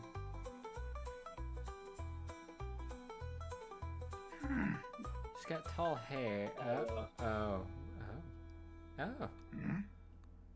He's not a goblin, is he? Why do you think he didn't try and steal your spurs? Because he's a smart goblin.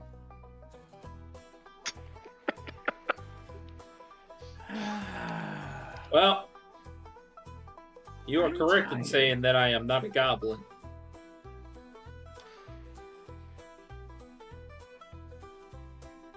Can you tell Really what wish he I could actually do is? change on the fly, but oh well.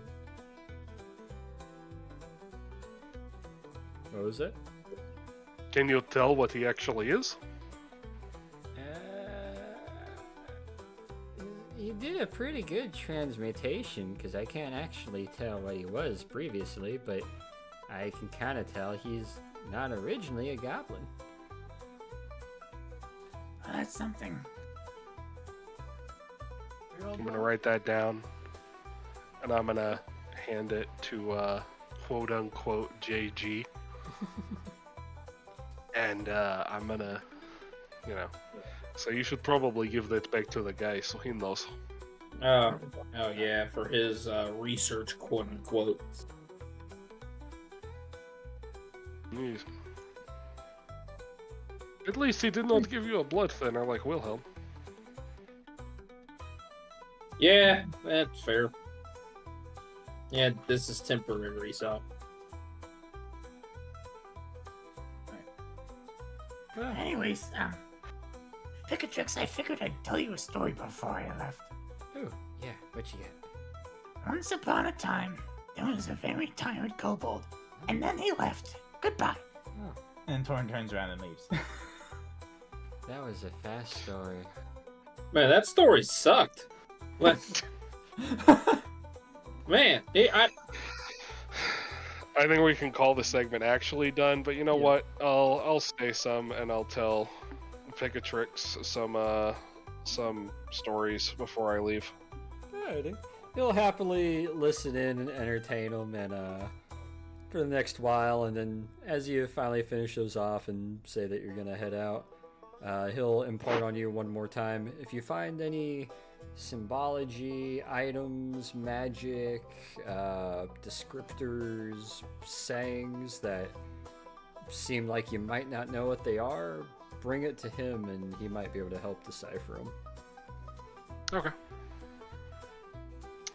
As you Also, we guys need. are able to retire for that night, and we'll be able to resume at the start of the day next session with a little bit of a recap, breakfast, and then you guys getting to vote on what your next mission will be and embarking upon that. We also need Leroy to get us that camera. Yep. We forgot to be- bring that up this session, even though we technically brought it up to him in character. It's all good. We'll be able to get the camera set up and be able to figure out perhaps what happened to the Griffin. We're gonna have a high-speed dogfight through downtown London.